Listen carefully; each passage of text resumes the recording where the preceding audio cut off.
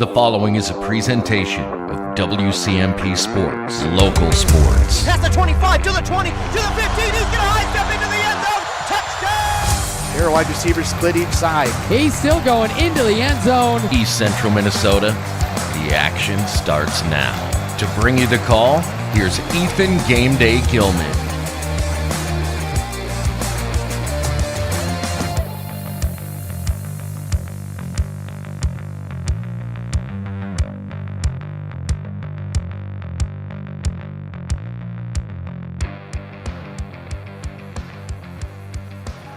And good evening, ladies and gentlemen. Welcome into tonight's boys basketball game here in Pine City for this matchup, the Great River Conference matchup between the Pine City Dragons and the Braham Bombers.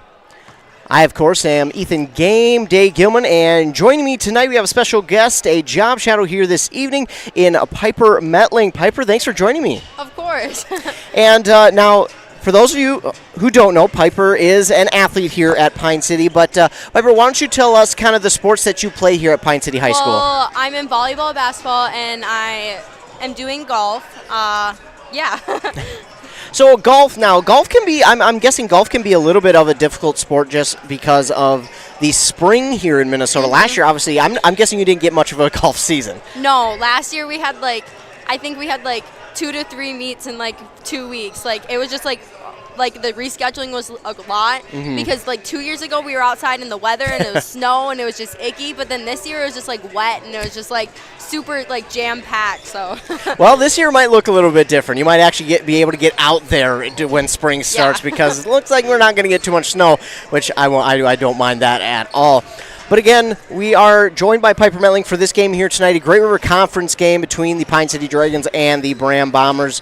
I was able to see a Braham Bomber game on Tuesday. I was glad to be joined with Adam Hefty in that one. And in this one, right now, the Pine City Dragons and Braham Bombers, again, they play in the Great River Conference, but the Braham Bombers have a little bit of a better record. They're sitting at 6-4 on the season, 4-1 in their section. They play in Section 5A East. It's split up into 2 East and West. They're 6-4, as I mentioned, scoring about 65, just over 65 points per game, and giving up about 61 points per game.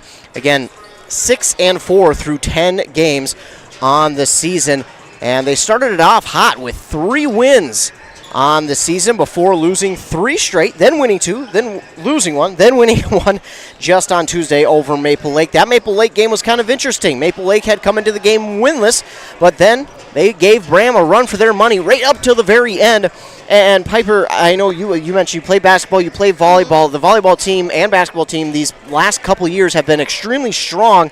What is it like when you're playing a team that may not have any wins on the season or maybe only has a couple? How hard is it to, one, try to not overlook that team, but also keep playing within your offense and defense that you have? it's totally a mental game.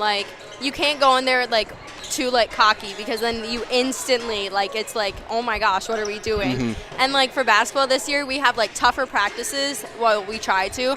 So the day before games they're always super physical, always a lot of conditioning just to get us mentally prepared, especially for the teams that are that don't have as many wins or aren't as strong, Absolutely, yeah, and I got to assume that mental toughness, it plays a part in the entire season.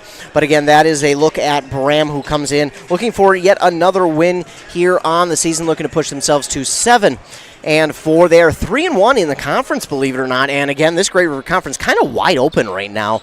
Sitting at the top is East Central and Hinckley-Finlayson, both undefeated in the conference, but Braham is right behind them at 3-1. Ogilvie not far behind at 2-1, but then the bottom 3, Mille Lacs, Rush City, and Pine City, all at 0-3. And speaking of Pine City, the Dragons, they play in Section 6AA, which is just insanely stacked with talent. The teams, you of course know, you play with the girls basketball team in that section. When you're looking at the schedule, but also the section in itself, each and every year this team has made a deep playoff run the last 3-4 years. When you look at that section bracket in the playoffs, what is it like looking at it going, oh, there's that, well, any of these teams can go on a nice run? Yeah, it's always it's not like, oh, this one team's just gonna go. It's always way more exciting to see like who's gonna make it, you know? Absolutely, and this Pine City team, the girls basketball team, has played a bunch of very good, very talented teams, and there's one that comes to mind. I know this might bring up a little bit of a painful memory, but Sauk Center has been a team who has kind of had your guys' number these last couple of years, but I know I think you either played them already or you get to play them yet. Yeah, we played them and we won by 11. I'm pretty sure. Like over Christmas break, we were in Perm, so it was crazy because it's like the past 10 so years we haven't like won, and it was just like like. Everyone was like, oh my gosh, we just broke school record. Yeah, so how did that feel to get a win over that team knowing that you haven't beat them in some years? It felt really good, especially Carly Jusak had an amazing performance, like 40 points. It was insane. And like it was super physical, and it was like really nice to like finally just like win.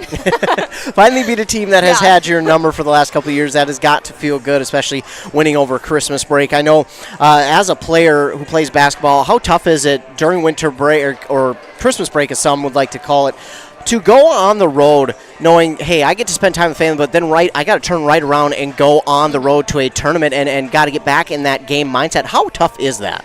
It's like if you have like a really good like bond with your teammates, it's pretty good because then you're just like with your family. It's basically so I don't know. It was really fun doing that, but I don't know. I imagine it's tough because you want to be with the family for sure during that time.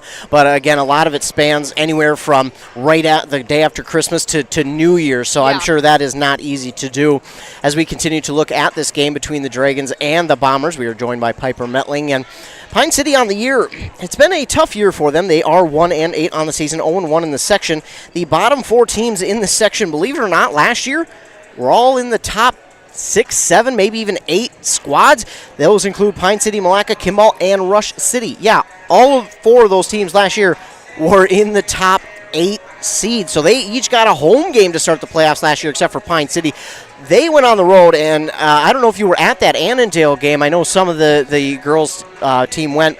It was a game in which it felt like Pine City probably should have won. They wound up losing by 10. It wasn't a game that it felt like they lost by 10. Yeah. So in a game like that, how tough is it? Obviously, it's a playoff game, so it hurts and it stings. But how tough is that, especially knowing that you should have probably won that game? It's like a mental game, and then you go back and you watch film, and you're just like, oh, if I would have done that, like if this would have happened, if that pass would have made it through, you know, it just like could have opened up the game. It's a lot of like, but then it fuels you to like use that, you know, like to get better. And absolutely. And of course, Pine City, 1 win on the season so far. They got that over Christmas break as well. As we take a look, they are towards the bottom 4 of the squads here in this section. They are ranked 13th right now in the section. As I mentioned, 0-1. The scoring offense, not what it has been used to seeing, in past years. They're an offense who has easily scored 70, 75 points per game. This year, just about 60, just under 60 points per game. But they have played a tough schedule. They lost their first 7 games of the season, and they've only played teams like North Branch, Chisago, Foley, and Moose Lake, Willow River, teams who are consistently at the top of their sections and constantly making runs at state. Then they went into a Christmas tournament up in Cloquet where they played Mesabi East and got their first win on the year, 75-55, a nice double-digit win. And now you haven't been a part of too many teams that have gone on too long of losing streaks, but when you do go on a couple game, or maybe even it's a tough game that you lose, how nice is it to come back and beat a team like that, either by double digits or, straight sets? It definitely boosts the confidence. It just, I don't know. I feel like those games like where you like win by like more is like necessary to like make up for the ones that you like. Absolutely. Well, Piper's got to get down and be a part of singing the national anthem, so we'll let her go. Don't worry, she will be back. So Piper, we will be awaiting your return. And by the time she gets back, we'll be set for tip-off here in this game between the Pine City Dragons and the Braham Bombers. Of course, you are tuned in to 106.5 FM, AM 1350, WCMPradio.com. Back after a word from our fine sponsors here on WCMP. Resetting your password, unsubscribing from emails, printing anything. Why are simple things sometimes so complicated? Thankfully, with an auto owner's insurance independent agent, getting the right coverage for your business doesn't have to be one of them, so you can get back to more important things, like learning how that printer works. That's simple human sense. Contact your local auto owner's agency, Pine Insurance Agency at pineagency.us today. All right, settle down. Let's call the meeting of people that complain about everything all the time and never do anything about it to order. Any complaints? Yeah, my heating bill's too high. Oh, yeah? Well, Bobby just bought an outdoor furnace from Central Boiler, and he eliminated his heating bill. What about the hot water? He eliminated that heating bill, too. What about his shop? He heats that, too. I have no more complaints. I think Central Boiler offers a solution to our complaints. Save money on your cooling and heating bills. Visit northlandboilersales.com, your local Central Boiler sales dealer. Want to make some extra money this holiday season? Then join Burnett Dairy Cooperative's Cheese Store Holiday Crew. They're looking for temporary employees to assist with gift box orders from October 1st through January 6th. This position is scheduled Sunday through Thursday from 12 to 8 p.m. with an hourly rate of $14 per hour and an end-of-the-season retention bonus. Call 715-689-2170 or apply online at burnettdairy.com and click on Careers.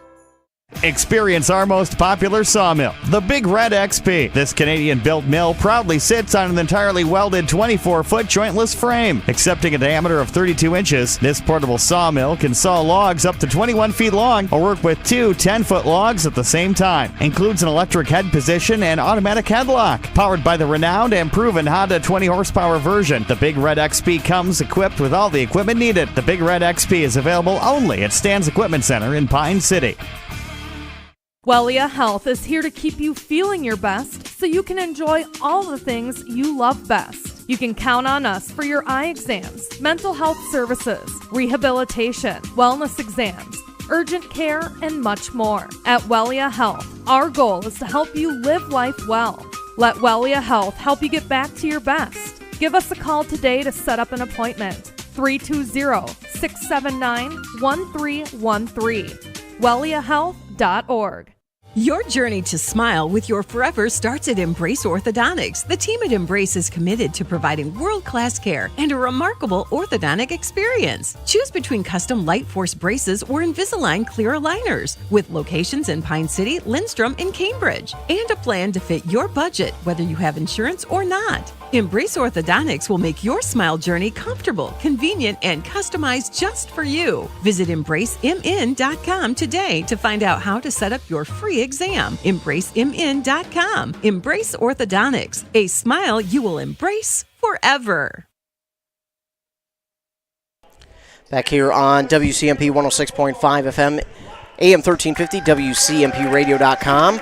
Ethan Game Day Gilman joined by Piper Metling, and your starting lineups here for these teams. The Braham Bombers, head coached by Jeff Eklund, will be number 4, Tanner Doble, number 5, Tyler Eklund, number 11, Garrett Lidke, 12, Lucas Shue, and 44, Bryson Lotz.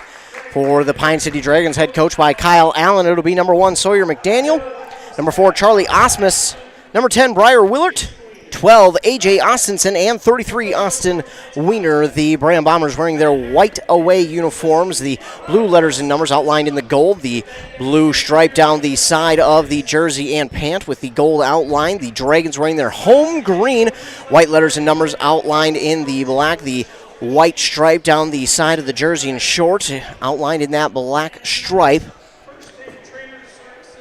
So the Dragons and Bombers, two completely different records, but both have an equal shot at a win here tonight. And Piper, do you have any predictions for this one as we get set for tip-off? I have no idea. I haven't seen this team. They're a young team, so... Yeah, Braham only 2 seniors, one of them out on the court right now in Bryson Lotz. He's lined up with Austin Wiener. Bryson Lotz, of course, going to play Division I football at Wyoming. The tip-off is won by the Dragons. Wiener will pop a 3 right away. It's off the glass, no good. Rebound still up for grabs. It's rolling on the floor, and the Bombers will get it. It's Lucas Shue who picks it up, and he gives it off to Eklund. Eklund, a very dangerous man with the ball in his hands, gives it off to Doble. Doble circles at the top of the key. Lost his dribble, then gives it off to Eklund on the far side. Eklund, he'll drive inside, get through some traffic. He lost it. Lotz will get it back. Lotz can't get it to fall, and it's rebounded by Austin Wiener. Wiener with the rebound. He'll give it off to Austinson. Austinson maybe getting a little too in front of himself with the dribble, but he gets it off to McDaniel. Now to Wiener on to the far side for Willert. Willert Back inside to Austinson. What a move by A.J. Austinson to get the first points on the board here in this one. It's 2-0. And Piper, how important is it as the home team trying to get your second win on the season in a conference game to get the first points on the board? It's definitely a confidence booster. So, I mean, everyone hopes for the first thing. But, I mean, definitely to get it, it's just a way to keep on going. And now the Dragons will get it back as Doble lost his dribble. It goes out of bounds. Last touch by Doble of the Bombers, so Dragons will get it back. It's going to be Austinson who will take the inbound from McDaniel. He'll give it off to Willard on the far side. He wanted to go to McDaniel, but instead we'll get a travel call.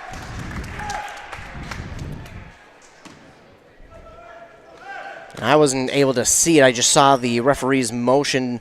Piper, what did you see there? He jumped right before he passed it. I think he hesitated in midair. I don't know. And that's always what it looks like. Yeah, that's always tough when you've got you're looking for the pass, and sometimes that happens as we're going to get our first foul. Because sometimes you jump in the air looking for that pass, but it gets covered up right away. And as a basketball player, what's your next option to do there to maybe try and avoid the travel call? Sometimes you just throw her and hope for the best, or there's always options like bouncing it off them, or. And I'm sure there's other things to do as well, and I'm sure it's based on time of the game and the score as well. Yeah. So now the Bombers have it. Somehow the Bombers still have it. Lott's got it. That ball was up for grabs, but Lidke will hold on to it on the rolling pass from Lotz. Lotz will go inside to Lidke, and Lidke will get the first points on the board for Braham. We're tied at 2 apiece with just 2 minutes coming off the board. A little bit of half-court press here from the Bombers. Dragons, great job passing. Now into the far side corner for McDaniel on the near side for Austinson. 3 is just off the mark. Through some hands, but Wiener's going to grab the rebound off the backboard. No good. Rebounded by Doble. He gives it off to Eklund. Eklund brings it forward, trying to drive inside. Nice spin around jump shot off the backboard and in. And yes, again, the bank is open. 4-2. How hard is a shot like that on a spin move? It's really difficult, and especially for trying to aim and there's someone right in your face. It's now the other way the Dragons go. McDaniel shot no good. That's going to go out of bounds. That should be Dragon ball. It will be. There we go. Shu got the rebound, and I didn't actually see if he maybe got it hit out of his hand or. It looked like it, but. So a great play there by the Dragons. They get the ball back.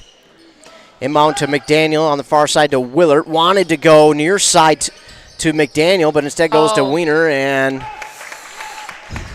that one's going to go out of bounds. And I thought maybe the Braham Bomber had a hand on it, but he just pulled his hand back in time. And I know I've seen a lot of times, whether it's basketball or volleyball or a lot of other sports, where you're seeing the ball that is going far out of bounds, and you want to pull your hand back, but sometimes your body just doesn't listen.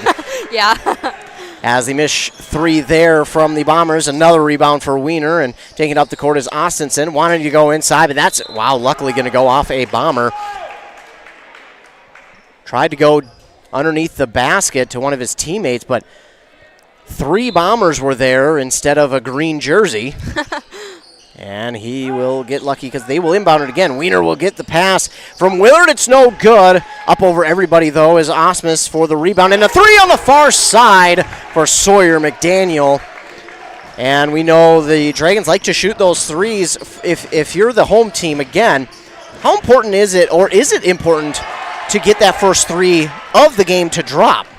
I feel like for anyone just trying to get their first 3 to drop is definitely like a confidence booster. It obviously helps your team. So it's like adrenaline rush when it's the first 3. It's just right away in the game. Especially since your team's had like a couple missed shots too. It just feels good to finally be like, okay, we probably have it down now. And a couple of turnovers here before Bryson Lott's rebound off a missed 3 by the Dragons. Coming the other way, the Bombers are going to draw the foul on Pine City. It's going to be their second team foul, and this one going to go on Briar Willard. Going to get our first substitutions of the game here for Pine City. Of course, 24 Matt Blake and number 0 Jace Peterson checking into the game. Matt Blake, the lone senior on this Dragons squad, and a missed shot there by the Bombers. Lotz tried to grab the rebound, but it's going to travel out of bounds. Last touch by Lotz, and the Dragons will get it back. Dragons will get set to inbound here.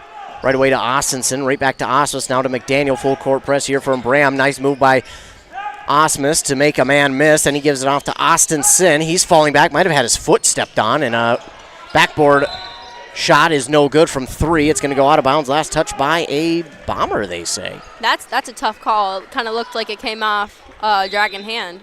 That's what I had thought as well, but they say a Bomber hand, and Osmus for 3. Charlie Osmus, I like to call it his signature rainbow shot. It's high up in the air, but that one again falls through. It's 8-4, Pine City with the lead. And Braham tried to throw it off of a Dragon foot. Instead, it's going to be Austinson who gets the steal and hands it off to Charlie Osmus for 2. Now Eklund says, let me end the drought, but he's not going to. Misses the shot. Lotz is going to grab the rebound. We're going to get another foul here on Pine City. And that's going to be Matt Blake. You have played on some senior-led teams that have had a ton of seniors, teams who have had only a couple of seniors. How important is it to rely on those seniors for their leadership and also kind of for advice on the court as well? It's their leadership definitely controls the game because they have most of the time they have the most experience. Most of the time they have the most work put in just because they have all the years and dedication built up. So it's definitely important for leaders the seniors to be leaders. So it's important for them to have many, Absolutely.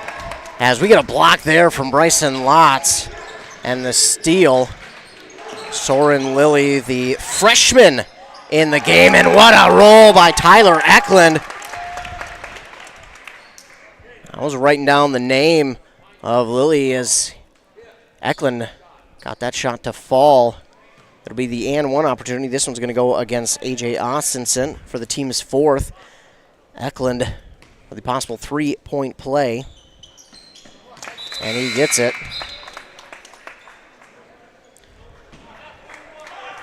So the Dragons have struggled with early fouls here this season. And as a team, as a player, how hard is it to try and stay aggressive, but also make sure you're not being too aggressive so as to carry more fouls throughout the first half? I don't know. It definitely depends on the refs. That's what coaches always say. It depends on the ref. There's some calls that are iffy. So just definitely testing it out and then adjusting according to the calls that are being called. Yeah, I gotta imagine that's got to be tough sometimes because sometimes I'm sure it can differ from game to game. You might have the same ref, but on a different night, calls it a little bit different. As a 3 from, that is Austinson.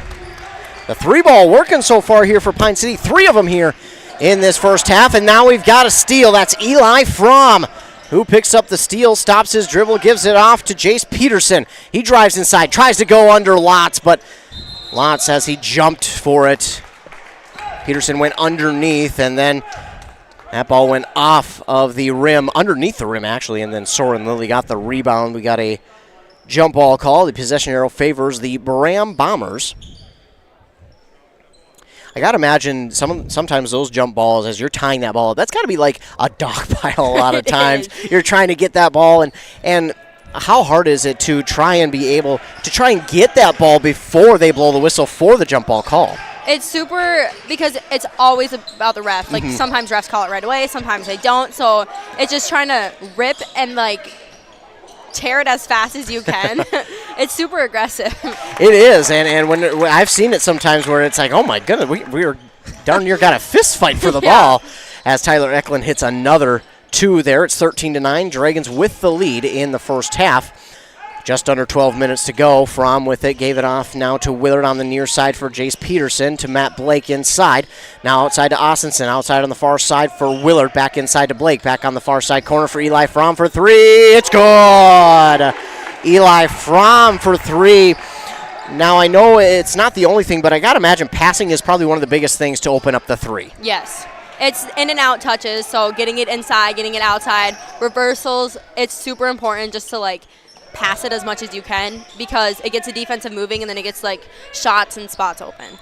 Now, I got to imagine it's part of the play call sometimes, but how do you know when it's too much passing and when it's just enough? I feel like it's too much passing when it's like they're just playing really good defense, or it's just like there's open shots and people are like hesitant to take them, lanes, like people are just missing. It just kind of all depends like on the defense and like how it's being played out, and game situations as well. Absolutely. As into the game is one of these seniors, Logan Lenez, and Bryson Lotz traveled and almost had a pile up there as one of the Dragons defenders fell, then Lotz somersaulted after him. Everyone's okay, though. Everyone is up, but a travel call there. As, again, Logan Lenez into the game for the Bombers, but now the Dragons, great passing around. Willert for three this time off the rim on the near side. It's rebounded by Sawyer McDaniel, his first on the evening. Good passing here by the Dragons. And now he'll look to get it off to Daniel Milliman. Milliman has some great speed that he brings to this Dragons team.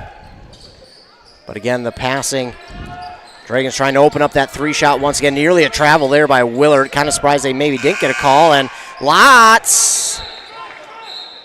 Did they? They're not going to call a goaltending there. I thought maybe for sure that was, but head coach Kyle Allen going to ask the referee why maybe it wasn't. And I don't know, Piper, what did you see on that one? I mean, it was like a quick layup, so anyone could argue that it wasn't or wasn't. Yeah, it was pretty close. Now, for those of us who maybe aren't as versed in basketball as some, how do you get the goaltending called? So as you're shooting and it's coming down and you like touch it, tip it, try to block it, but on the way up you can touch it, but like as it's like going into the hoop, you obviously can't like knock it out. So it's just, I don't know. You mean you can't go into the net, hold your hand there, swat it back out. You can't do that? Well, all right. I'll remember for my next pickup basketball game, I can't be doing that. Everyone said I couldn't, but I thought I could. Well, now I know. Well, as we get a little bit of a break in the action here, the referees have come together with Kyle Allen to talk about why it's not goaltending. A little bit of a break in the game. But you got to enjoy the fact that the referees at least have come together, talked about it with Allen, explained to him why it's not. He got to say his piece of it as to why he thought it was, and I rather do enjoy when the referees are able to do that with the coaches, because in the game of basketball, coaches can get pretty heated, and it can get out of hand real quickly, but we have a lot of great coaches in our local area who get heated but keep it in a cool spot where they don't get to that point of no return. Doble for three, it's no good, and Wiener is going to come up with the rebound here for Pine City. He leads them with 4. Gives it off to Willard. Willard on the near side. McDaniel thought about it, but then Doble did a great job to slide his way. The electric slide, maybe? As now Milliman goes and passes it off far side to Willard. It's no good. Eklund going to grab the rebound. He might be the shortest guy on the court, but man, does he have hops. I was able to watch this team on Tuesday as pass inside to Soren Lilly, and the freshman gets on the board. And I was just about to talk about Tyler Eklund, but now we got to talk about Soren Lilly, the freshman. This Braham team, you kind of mentioned it in the pregame. Both of these teams are pretty young, but Braham specifically. Yes, most of their starting lineup, I think 4 out of the 5 guys were all 10th graders, and it's not that often that you see that, but they seem to be holding up pretty good. And Eklund and Lilly there for a 3. Soren Lilly with a 3 on the dish from Tyler Eklund. It's 16-14. And yes, again, 2 seniors for the Bombers, 1 for the Dragons, as now Willard tries to answer with a 3. That's going to go a little bit long, but McDaniel being a great teammate, grabbing the rebound. Outside to Wiener, he drives inside a little too hard on the layup, and it's rebounded by Bryson Lotz for the Bombers. He'll give it off to Eklund. Eklund on the near side, tried to anyway. It was tipped, and it will go out of bounds and stay with the Bombers. Eli Fromm got a hand on it there. But again, going back to Soren Lilly and Tyler Eklund, those 2 are young, a sophomore and freshman, and they look the part of veterans on this squad. Yes. Just in their play and their demeanor, they look like they're seniors, not a freshman and a sophomore. As Austin Wiener with the pass to Willard, inside to Fromm, now inside to Milliman, back outside Willard for a 3. That's off the mark. And an easy rebound there by Soren Lilly. 16-14 is the score under the halfway mark here in this one. Doble for 3. His first points on the game to make it 17-16. Now, obviously, basketball, a fast-paced game. The lead is going to change more times than not.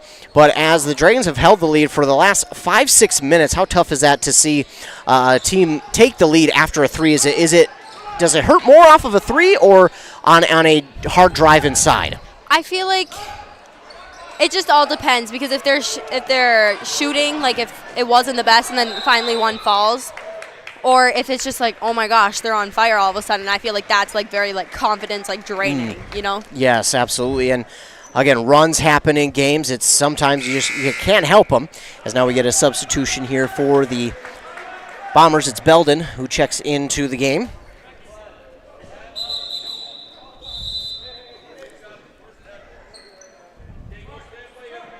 We got a foul call on Pine City. I didn't see who grabbed it. And now there's blood on the floor, so. My goodness, so a foul, blood.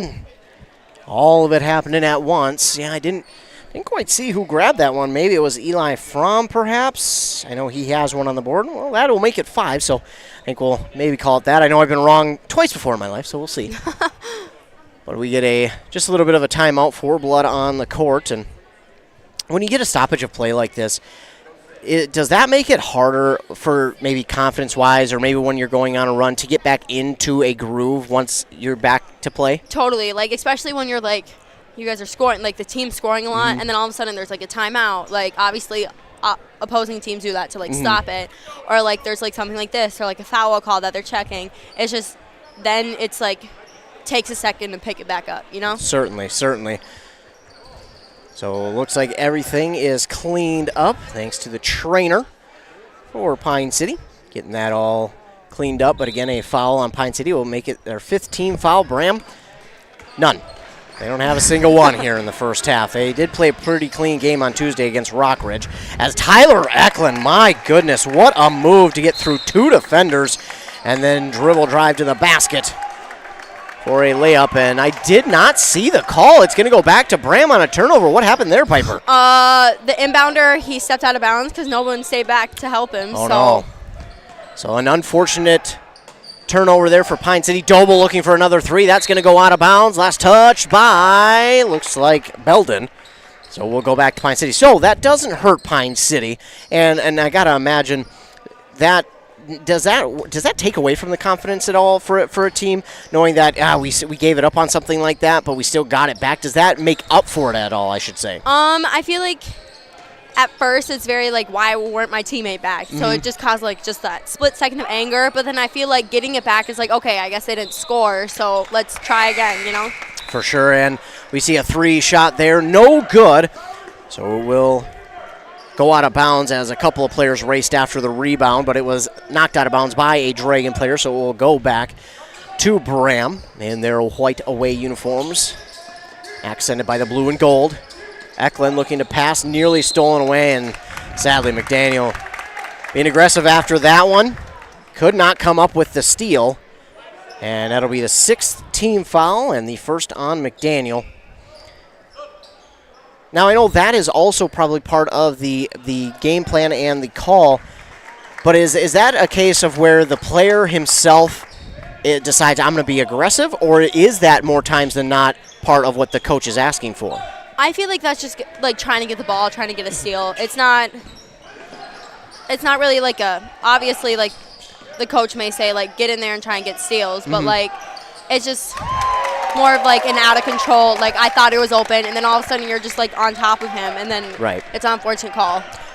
So a 3 there from Logan Lenez will extend the Braham lead, 22-16. A pass in the near side corner for Osmus, and Willert is going to draw the first Braham foul coming at the 6.5-minute mark left in this first half. So Braham has had a clean first half, but Doble going to pick up the first one for Braham. Only their first, and how tough is it to watch the other team stay clean in the first half while you pile up the fouls? It's definitely like, why aren't they calling? Like, just like the more physical games, like, I don't know really how it is down low, but seeing it like go back and forth, like I feel like I was fouled. I feel like, but down there they're calling it. Like it just depends on like what side ref is, obviously. But it's just definitely like annoying, and it just gets so aggravating. Absolutely, and now the Dragons do get it back. A 3-shot was missed. This one going to be missed by Osmus, and on the rebound, it's going to be Lidke. He's going to, or I shouldn't say he, but he's going to draw the foul. It will be the Dragons team 7, so that will send Lidke to the line for a 1-and-1. Where do you draw the line between fighting for the rebound and the tie-up and the foul? When you're behind them trying to grab the ball, I feel like that's when the line is definitely then. But I don't know, like just being aggressive obviously is like what coaches want, but then also you have to think about it, like my team right now is there at 6 and there's like 6 minutes left of the half, and like I have 1 foul. Like you definitely don't want to like rack up the fouls. Oh, certainly, and there's a lot to think about when you talk about fouls and when to foul and who to foul and at what time and at what points. Is now we got the ball going back the way of the Dragons after Lidke went 1 of 2 there. Willard has it. He gives it off to McDaniel all the way across the court to Peterson. That ball's knocked away, stolen away by Tyler Eklund. He'll bring it up the court. Now he's going to be fouled. He'll go to the line for a 1-and-1. Didn't catch the foul on that one. It was a reach or it was a push because he was trying to scoop her in, but I don't know, on those it's pretty hard to like, obviously like the ball's in front of you, but as they're going full pace, going for a layup, the refs are more times than not going to call it. So a tough one there as Jace Peterson picks up his first foul. Now we've been talking a lot about fouls and piling them up, but for Pine City, all 8 fouls have come by individuals. No Dragon player has more than 1 here this evening. So as maybe looking at it from a coach's perspective, that's got to feel a little bit better than having maybe 2 or 3 guys with multiple fouls. Yeah. Especially since like this team is pretty well rounded with their points, especially it's definitely better rather than like having like, oh boy. Got the referee who accidentally pointed the wrong way and everyone wanted to right. Oh, they're still going to say it's Pine City ball. Now one referee saying a kick ball. That was chaos because a lot happened. It looked like it went off a Dragon, but then they say a Braham Bomber kicked it. Well, did you see anything? There was a kick, but I don't know if it was intentional, and usually that's when you call it when it's an intentional kick. So, well, from the looks of it, they might stick with it being Pine City ball. Yeah, I feel they like will. This is going to cause a lot of turn up for the fans pretty soon. It might. And on a call like that, because we heard, Braham felt like they might have had the referees might have had the wrong call. For a team, when that happens to you, is that motivation or does that drain you more than anything? When it gets called in your favor, it's kind of like, even if it's like right or wrong, like it's just kind of like, oh, okay, I guess we get the ball. Like it's kind of like, haha, but right.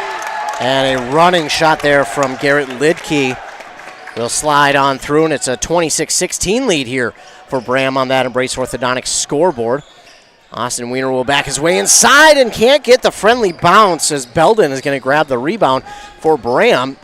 And my goodness, going inside, Tyler Eklund nearly got it, but he couldn't get it to fall. Wiener will grab the rebound quickly up to Willard. Willard looks over, fires it off to McDaniel, who pushes off a 3. It's no good, rebounded. And so that one wasn't called a push on Jace Peterson, who got the rebound. Was that is that more of a case of them not catching it, seeing it, or was it not enough? They could have, like, the angle could have been wrong, or it could have been just like Zero was just flopping. I'm not saying that he was, or it could have just been that they just didn't call the call. Sometimes they just don't do that. And we had a travel call in Pine City, but they'll get it right back. Charlie Osmus.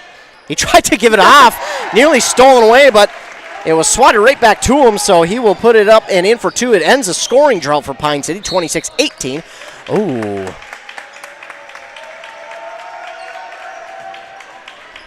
I got a foul call there as well. Be the 9th team foul on Pine City as Osmus. No, excuse me, it'll be McDaniel. Picks up his second. And he'll come take a rest with 4:16 to go on that Embrace Orthodontics scoreboard. 3 locations, Pine City, Lindstrom, and Camers. They'll leave you with a smile you'll embrace forever. Doble's at the line for the 1-and-1. Drops in the first one.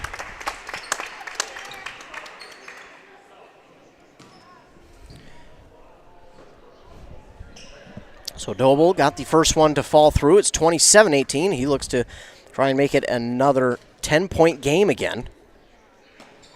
This one, no good. Bryson Lotz will get the strong rebound and somehow gets it to fall through. He got the friendly bounce. So Bryson Lotz gets that one. And the Dragons trail by 11 with 4 minutes to go here in the first half. Wiener will pass it off to Osmus. The rainbow shot, no good. Can't hold on to the rebound, but it does work its way to Willard, who does hold on. And Willard will give it to Fromm. Now inside to Wiener. Wiener trying to battle his way inside. And as he put up the shot, he was fouled. We'll see if they... Looks like they will call it a shooting foul. That one is going to go against Lucas Shue. His first. Believe it or not, the Braham team's only second team foul here in this first half. 3:48 to go as Wiener will line up 4-2. First one is true for Austin Wiener. So they're 100% on the night. Good average. So he'll try and drop both of them in. He does. Wiener gets his first points on the board.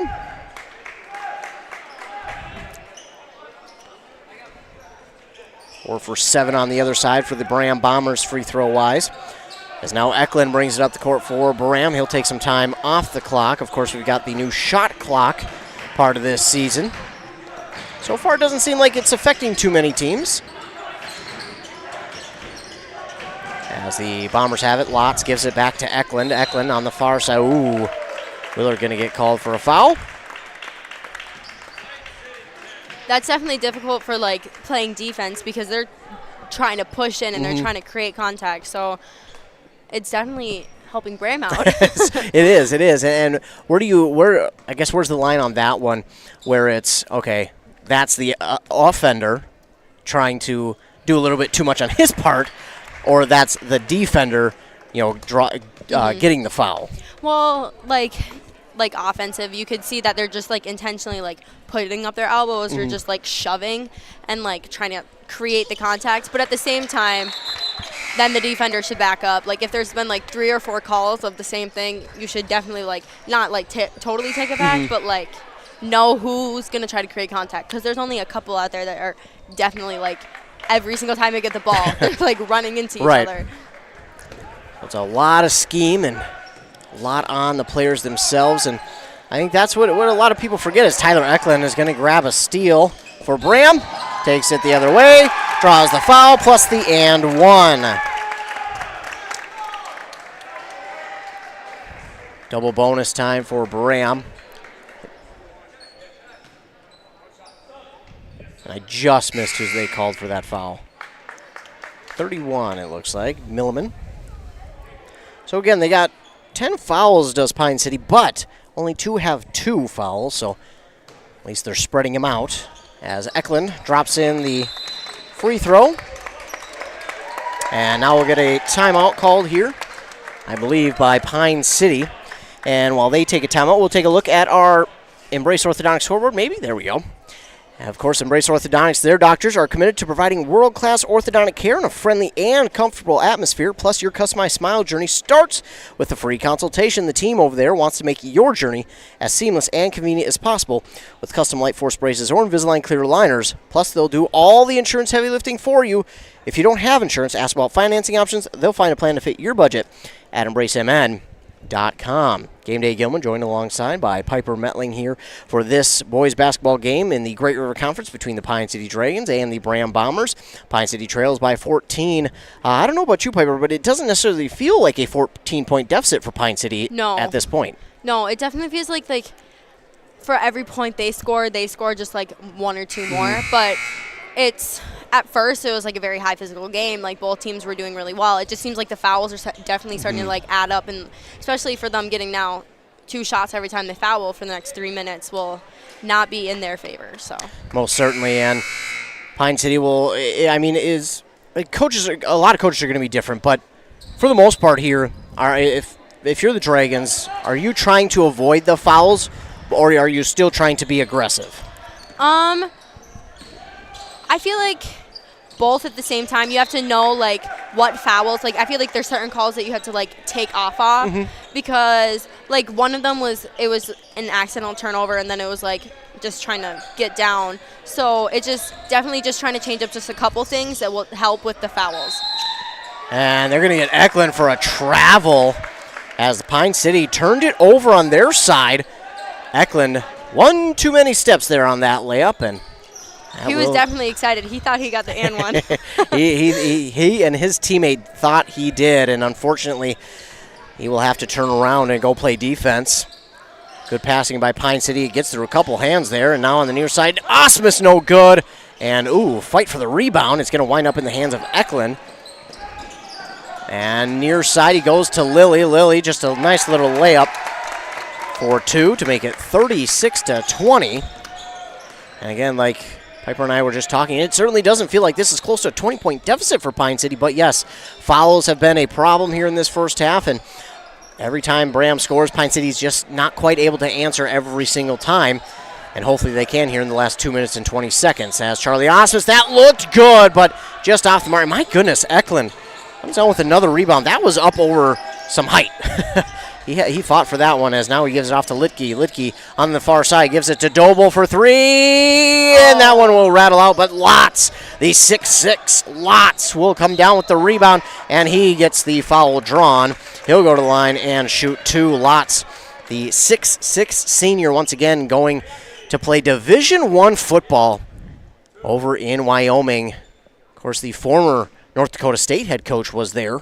Brought a lot of championships to North Dakota State. Now he is fully retired. Craig Bowl. For those of you who know Bison football, that first shot from Lotz is no good. Looks like about 4 subs here for Pine City.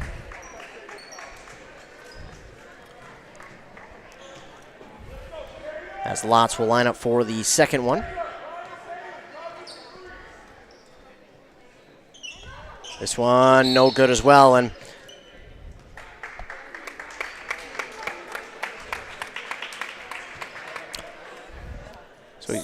did someone step in the lane too early, maybe?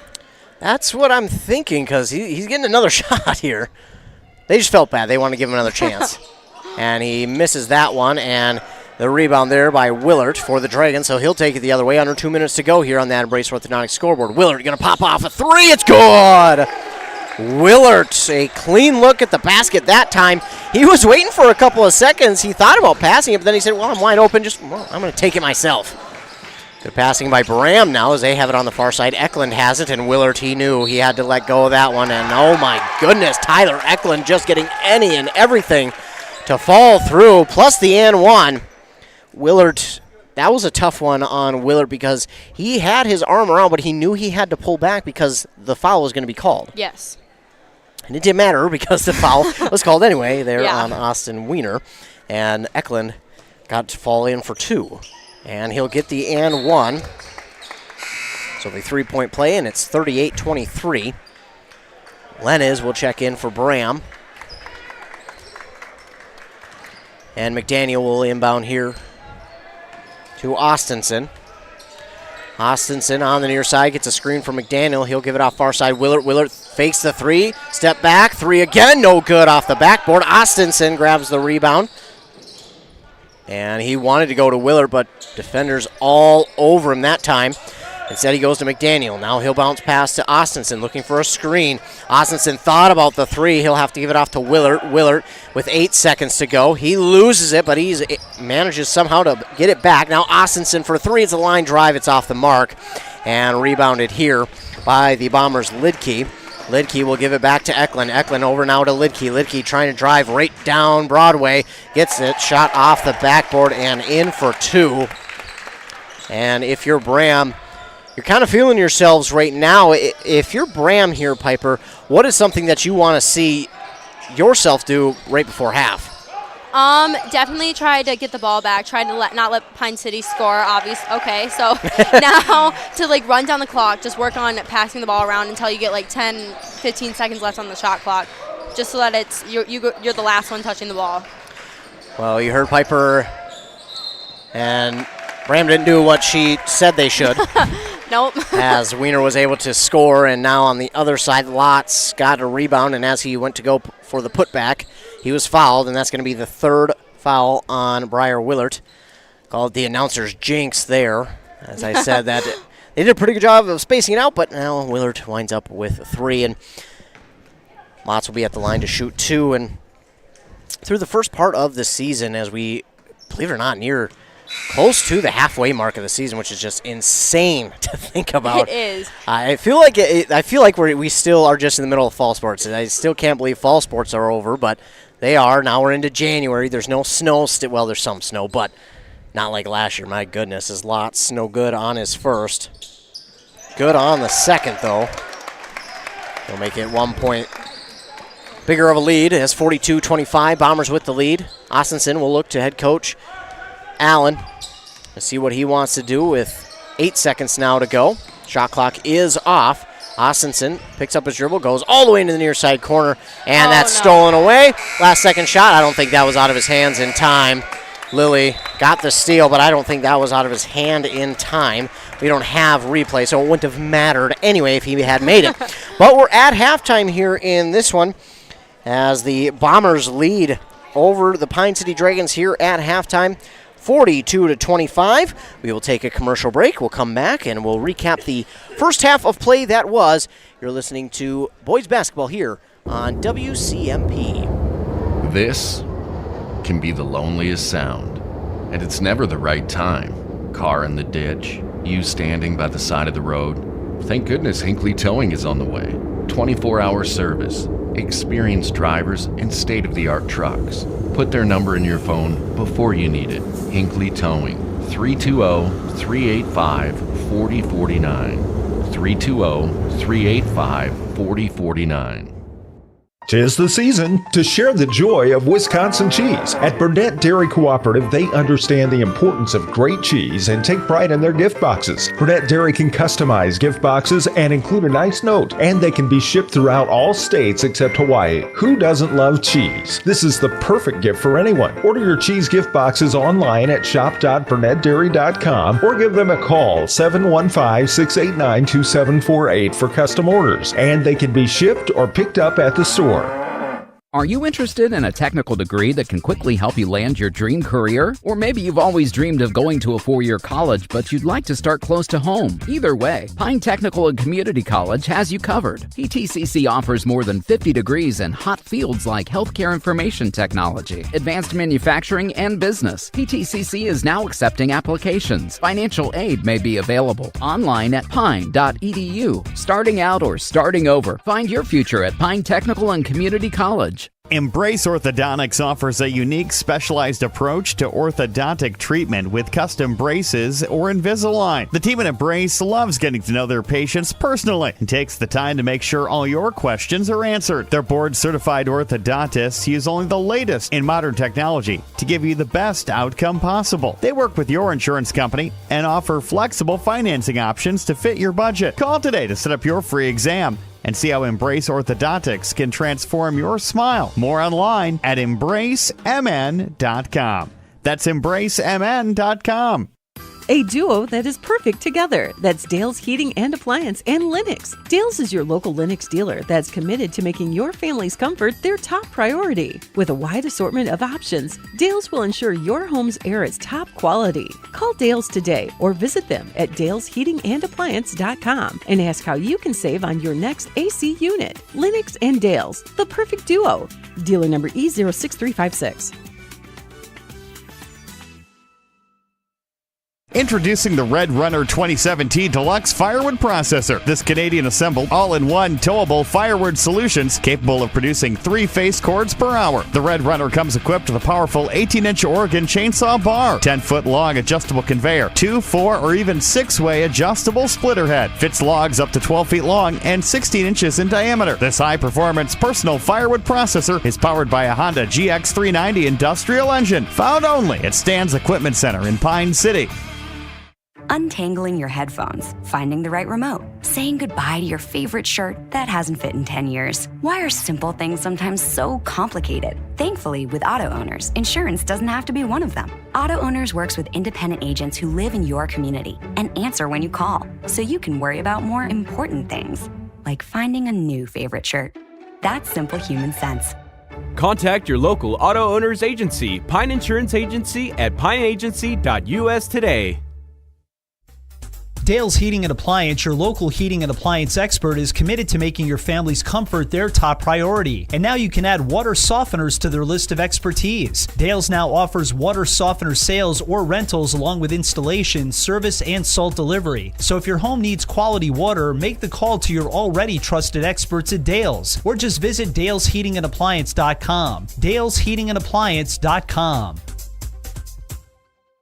A&W Restaurant Pine City is still making fresh root beer, that signature item since 1919. It's still made fresh and on-site with real cane sugar and a blend of secret ingredients. It doesn't get any better than this. Their world-renowned A&W root beer is a classic treat, and they can top it off with creamy vanilla soft serve to be known as the famous A&W root beer float. Now that's smooth, tasty, and refreshing. An American iconic A&W root beer float. It never tasted so good. A&W Restaurant Pine City. Come grab your root beer float today. The holiday season is right around the corner. Share the joy of Wisconsin cheese from Burnett Dairy. They can provide you with cheese gift boxes that are perfect for your employees. So why not show your employees how much you appreciate their hard work and dedication with a gift that they're sure to love? Burnett Dairy Cheese. Order your employees' cheese gift boxes online at shop.burnettdairy.com or give them a call at 715-689-2748 for customer orders, and they can be shipped or picked up at the store. Aw, man. Hinckley Collision. Hell no. My new car? Hinckley Collision is the right decision. Fender benders, major accident damage, or hail damage. Hinckley Collision is the right decision. With 24/7 towing and fast, friendly, professional service, their collision department will get you back on the road in no time. With decades of experience dealing with insurance carriers, make the call today. 320-384-7002. 320-384-7002. Hockey practice, running a business, heck, just enjoying your life. You've got better things to do. Let Jeff's Outdoor Services handle your lawn care and landscaping. Your home, your cabin, your business, they got you covered. They've been doing it since 1995, and they're good at it. Call today. Jeff's Outdoor Services. You do your thing, and they'll do theirs.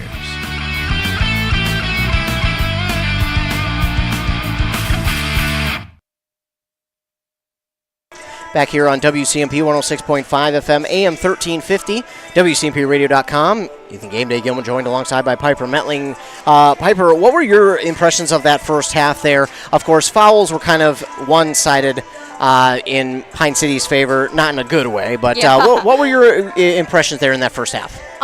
The Dragons started out really physical. They were doing really good for threes. They just definitely lost their momentum when Braham started picking it up with their threes, and then I feel like their momentum was just killed, especially on their transition defense. It just was like, oh, they're down the floor and they scored. You know, they're down the floor and they scored. It's just kind of a mental game once you get down to a point like that to get back up. So most certainly, as we take a look at our first half stats, leading the way, no surprise, Tyler Eklund for the Braham Bombers with 18, 7 for both Soren Lilly and Garrett Lidke. Then you've got 5 for Bryson Lotz, 4 for Tanner Doble, and 3 for Logan Lenez. Free throws. They were 9 for 14 there in that first half with 4 steals, 2 blocks, and only 2 fouls. On the other side for the Dragons, leading the way was Charlie Osmuth with 7 points, and then 5 for A.J. Austinson. Then he had 4 for Austin Weiner and 3 for both Sawyer McDaniel and Eli Fromm. They were perfect for 3 throws, but they only had 2, and making them both was Austin Weiner. They had 12 fouls in that first half with 5 steals, and I know a lot of times you'll see steals maybe one-sided, and it's sometimes it's even the losing team that has the more steals, but that doesn't tell you all the turnovers, because there's a lot of balls that, they just simply drop and they go out of bounds, or it goes through their hands, or they kick it. There's a lot of ways turnovers can happen. So right now, Pine City 5 steals to 4. That's not so drastic, so pretty good. But turnover-wise, it's kind of favored Braham because Pine City has had a few more turnovers, and surprisingly, there hasn't been a lot in the first half, but just a few more Pine City has had than Braham, and that kind of goes back into the reason that Braham does have this lead, and they were able to grow this lead. But in this second half, what are you looking for from Pine City specifically to try and, one, erase this deficit, but also, I know they can't look at it as, okay, we need to get all of these points back in one. They've got to go possession by possession. How hard is that for a player? It's really hard because it's like, okay, like I have to make this shot because like then it's going to help my team out. And then once you miss a shot, it's like, oh my gosh, now like why did I take that shot? Maybe someone else could have took it. Pine City just has to, like on defense, definitely make sure they're not fouling, because that is where Braham took such a big lead with their free throws and just getting to the line, and then just it's like a confidence booster, like, oh my gosh, it's like 10-3 right now. So it's just like keeping down on like the fouls and just like keeping up the confidence and like chipping away, but not getting down once if Braham scores 1 or 2 points. For sure, and on that Embrace Orthodontics scoreboard, leading foul-wise for Pine City was Briar Willert with 3. Embrace Orthodontics, the team over there, believes the results of a remarkable orthodontic experience should last a lifetime. They'll keep your smile transformation where it needs to be with a lifelong retention program. We are just about set to start this second half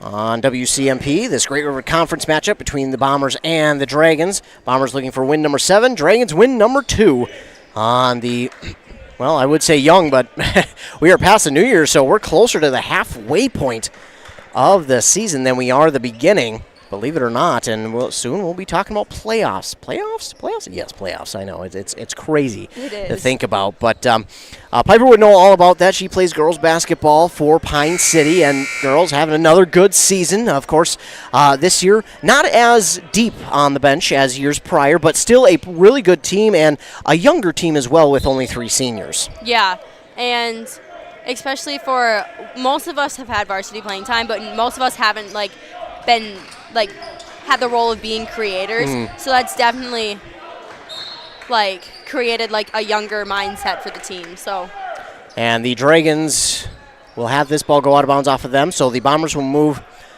right to left. There we go, that's how you say it. Right to left on your radio dial. Dragons left to right, as the Bombers will draw the first foul of the second half. It's going to go on Pine City. That one's going to go on Austin Weiner, it looks like, so that'll be his 3rd, so a quick foul. And I think you need to be down there telling them what to do, Piper. These last few drives, the Bombers and the Dragons both haven't listened to you. The Dragons just got their first foul there, and oh my goodness, what a roll there from Lucas Shue. I mean, he was nearly perpendicular with the floor. And he was able to roll that one into the net. I don't know how he got that one, but he did, and nearly a steal on the other side. Now Charlie Osmus will shoot a 3. Oh, it rattles out, and now it's going to go out of bounds. Last touched by Dragons. So that will go back to the Bombers as they lead 44-25, 17-27. Only 40 seconds off that scoreboard, so there'll be plenty of time here for Pine City. Again, trailing by 19, but Piper and I talked before, it doesn't feel like 19 points. It should have been 21, but Lotz missed his first shot, grabbed his rebound, and put it back up and in for 2. Now 21-point deficit here for the Dragons. As Austinson, sidestep 3, no good. Lotz going to come up with the rebound, then throws it away. So it'll be a turnover right back to Pine City. And that's tough there. That's a case of where Lotz is just trying to make a play, and unfortunately, none of his teammates were there to grab it. And now the Dragons will get it inbounded. Willard will inbound to McDaniel. Hesitated on the pass. And then Weiner wanted Osmus, but that looked like a case of where it was just a little bit of miscommunication. Definitely. It looked like he was trying to backdoor cut, and Austin might have saw that like he was open right there. It's just a miscommunication call. And that's got to be frustrating for a team down by 20-plus points, because those are ones where, you as a team, you feel like, well, we had that one. That would have been points. So keeping points off the board, unfortunately, if you're Pine City. Yeah. So Osmus will inbound here to McDaniel, and McDaniel will give it right back to Osmus. He'll hand it to Willert. Willert, no look pass on the near side to Austinson. Now to Wiener, and inside to McDaniel. Beautiful feed there from Wiener. That was really good ball movement. Maybe I feel like this half they're going to definitely work on like trying to score with good passes, because last half it was just kind of like they were still shooting, but it just wasn't falling as much. A shot there from Braham, no good. Rebounded by Charlie Osmus. Osmus trying to drive his way inside, backs it out to Austinson. Now Austinson will lay it in for two. That's A.J. Austinson with his 7th point. And now all of a sudden it's 46-29, and maybe the Dragons go on a run. And a block shot there by that's Wiener, that's Austin Wiener, but you're going to get him a little too hard on that one.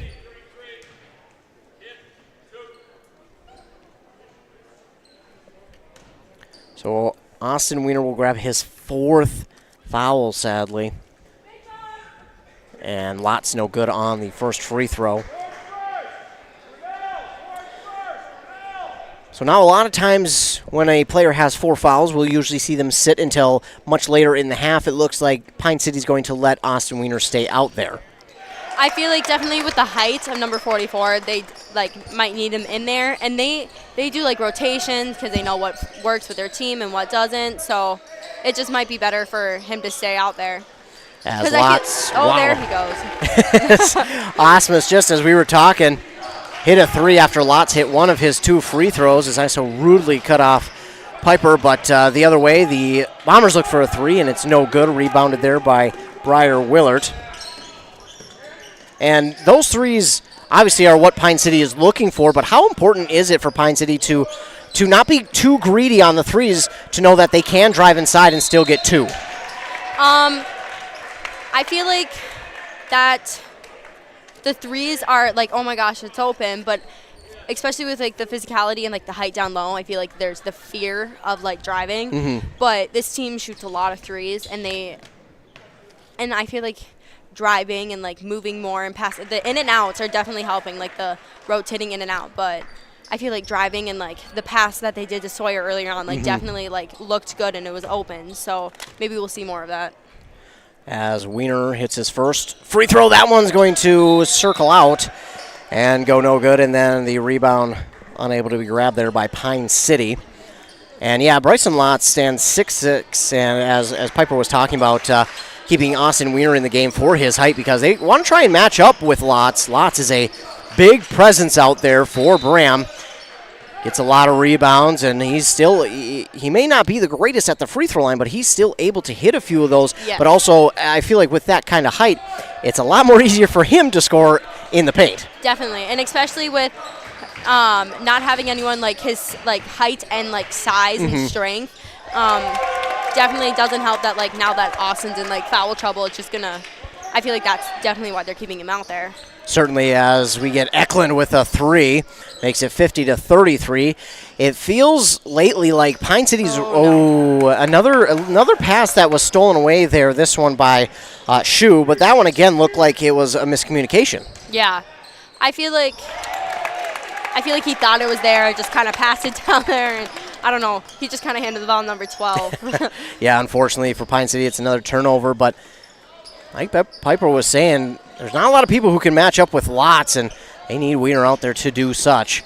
As the Dragons doing a good job passing the ball around. Austinson felt maybe that one was rushed a little bit. Lots trying to grab the rebound, tipped it about 3 trillion times, and now it's stolen away. McDaniel, beautiful steal, and lays it in for 2. And we get a whistle. And it looks like a timeout here going to be called by Braham. So Braham going to call the timeout. Each team has scored 10 points here to begin this second half, but for Pine City, just before that last turnover, I was kind of saying it feels like they're right on the verge of kind of turning things around. What have you seen, and what are you seeing that would officially give them that turnaround and get on the road for the comeback? Well, in the first half, there was a lot of threes, and I don't know if Braham was really expecting for them to have their passing has been great besides a couple miscommunications and them finishing and the rebounding. I feel like it's a cat game down there. They're just kind of all trying to get the ball. So the couple of turnovers and just uncomfortableness that the pressure they've been putting on Pine City has definitely helped them gain a couple more points and kind of.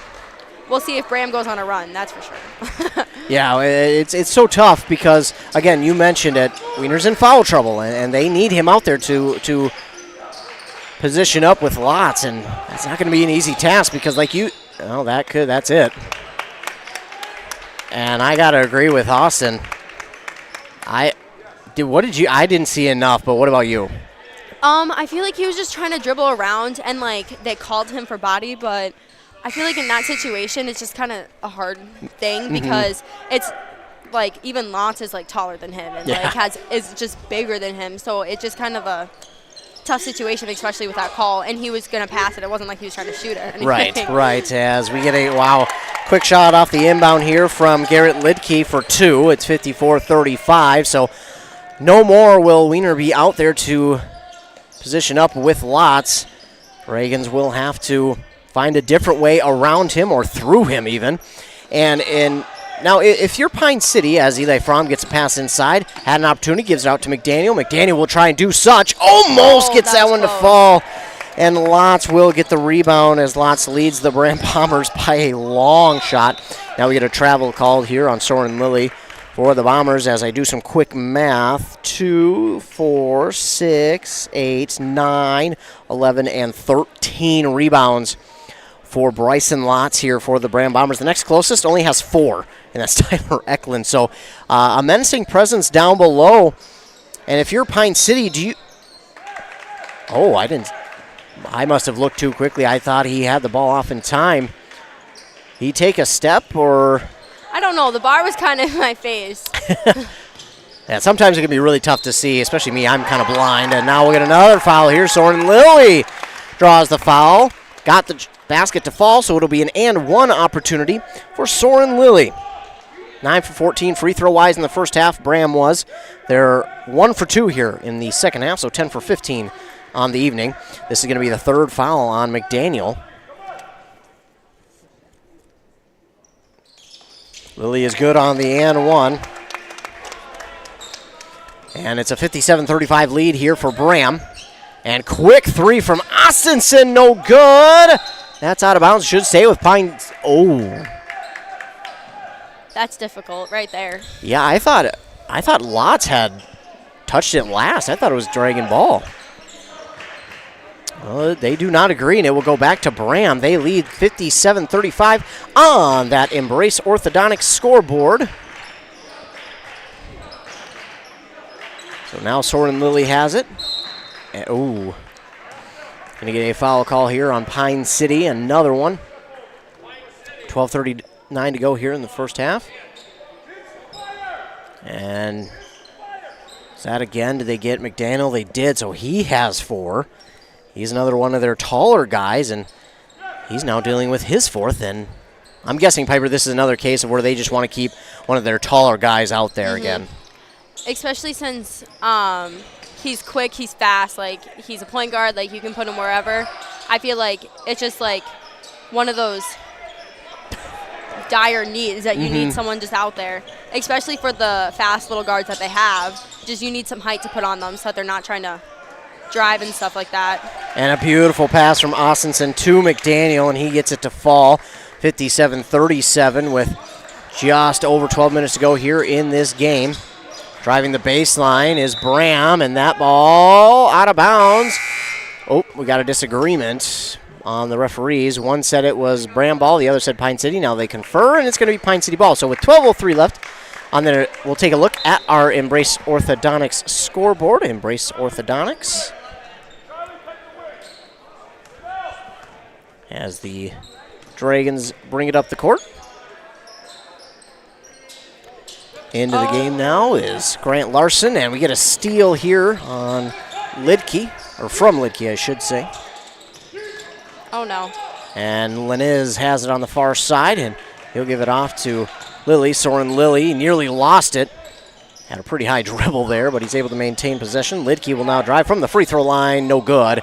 And Matt Blake has an easy rebound for the Dragons, so that turnover does not turn into points for Braham. And then a three quickly for Austinson, no good. Lidke going to come up with a rebound for Braham.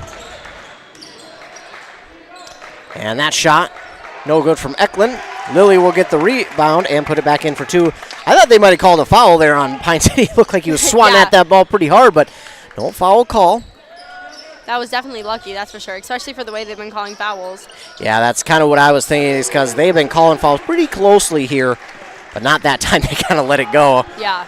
As Osmus hits a three the other way. Eklund trying to answer, no good. And, oh my goodness, Lilly managed to keep it alive, but Grant Larson is there for the rebound for Pine City. Austinson threw one at the net. It's no good. And we're going to get a foul here on Elijah Belden. Be his first, team's second. And that will send Austinson to the line for two. So Piper, taking a look at our Embrace Orthodontics scoreboard. Embrace Orthodontics, custom light force braces or Invisalign. Clear aligners with 3 locations, Pine City, Lindstrom, and Cambridge. EmbraceMN.com. Embrace Orthodontics. Their doctors are committing to providing world-class orthodontics care in the friendly and comfortable atmosphere. Start today at EmbraceMN.com. Beautiful. Beautiful read there by Piper Metling. As on the first shot, Austinson does miss.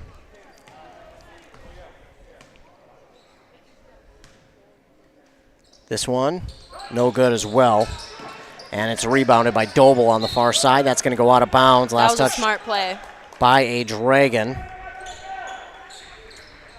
So give us a little bit of an insight on what happened there on that far sideline as that ball went out of bounds. So he realized that he probably couldn't get anywhere, so he just bounced it right off a Dragon's foot. And that's basically what you need to do in those situations. There are a lot of times where I've seen that happen, and a lot of times where I will see a player jump because they are going out of bounds and they will throw it off of a player. It looks very violent. Yeah. As that shot no good, and it was rebounded by Leniz. Now this shot no good, and rebounded by Jace Peterson. Peterson inside, almost a travel, but got it off in time to Fromm. Now to Austinson, now to Fromm. Fromm is going to lose it, and it's going to be stolen away by Belden. And the Bombers have it back, 59-40, they lead. Creeping up on 10 minutes to go. Tyler Eklund with a spin move. He drives inside, got enough of a corner, but misses. And Blake will grab his second rebound. Austinson has it, trying to drive through some traffic. He lost his footing, and it will be Bomber ball as that ball goes out of bounds. And I think he more or less lost his footing on your own. Is that kind of what you've seen as well? Yeah, it looked like one could say it was a trip, one could say he just kind of was out of control, but I feel like that's one where whichever way the ref called it would have been a good call. Yeah. As the Bombers do have it back. Doble will inbound to Eklund, quickly pushes it forward to Leniz. Bryson Lotz nearly has it stolen away. He does by Matt Blake. Blake with the aggressiveness there gives it to Fromm. Fromm stops, gives it to Larson. Now to Peterson. Peterson gives it inside to Blake. Back outside to Grant Larson. Larson over a defender. It's going to come up short, but Willard being a good teammate. He's right there to Eli Fromm for two. Great effort and hustle play there by the Dragons. That could have easily been Braham ball, but they do a good job. And now a missed shot there, and Fromm going to come up with the rebound. 59-42. Maybe this is the run the Dragons have been looking for. Good passing, quick passing, but Bomber defenders doing a really good job of being there where they need to be. Fromm shot is just off the mark. Peterson with an incredible rebound, trailing back, and now we're going to get a foul call here on Braham. So, my goodness, it seems like the Dragons have kind of turned a corner now. As we get a substitution, McDaniel sub in for Pine City for Fromm, and Lidke will check in for Leniz. And Grant Larson will get set to inbound for the Dragons. 9:08 to go, right at that halfway point of the second half. And Matt Blake, I don't know if he just wasn't ready, if it was a little bit too hard of a pass, but It went through his hands and stolen by Lotz. Now Lidke will drive just outside the paint and drops it in for 2. 61-42.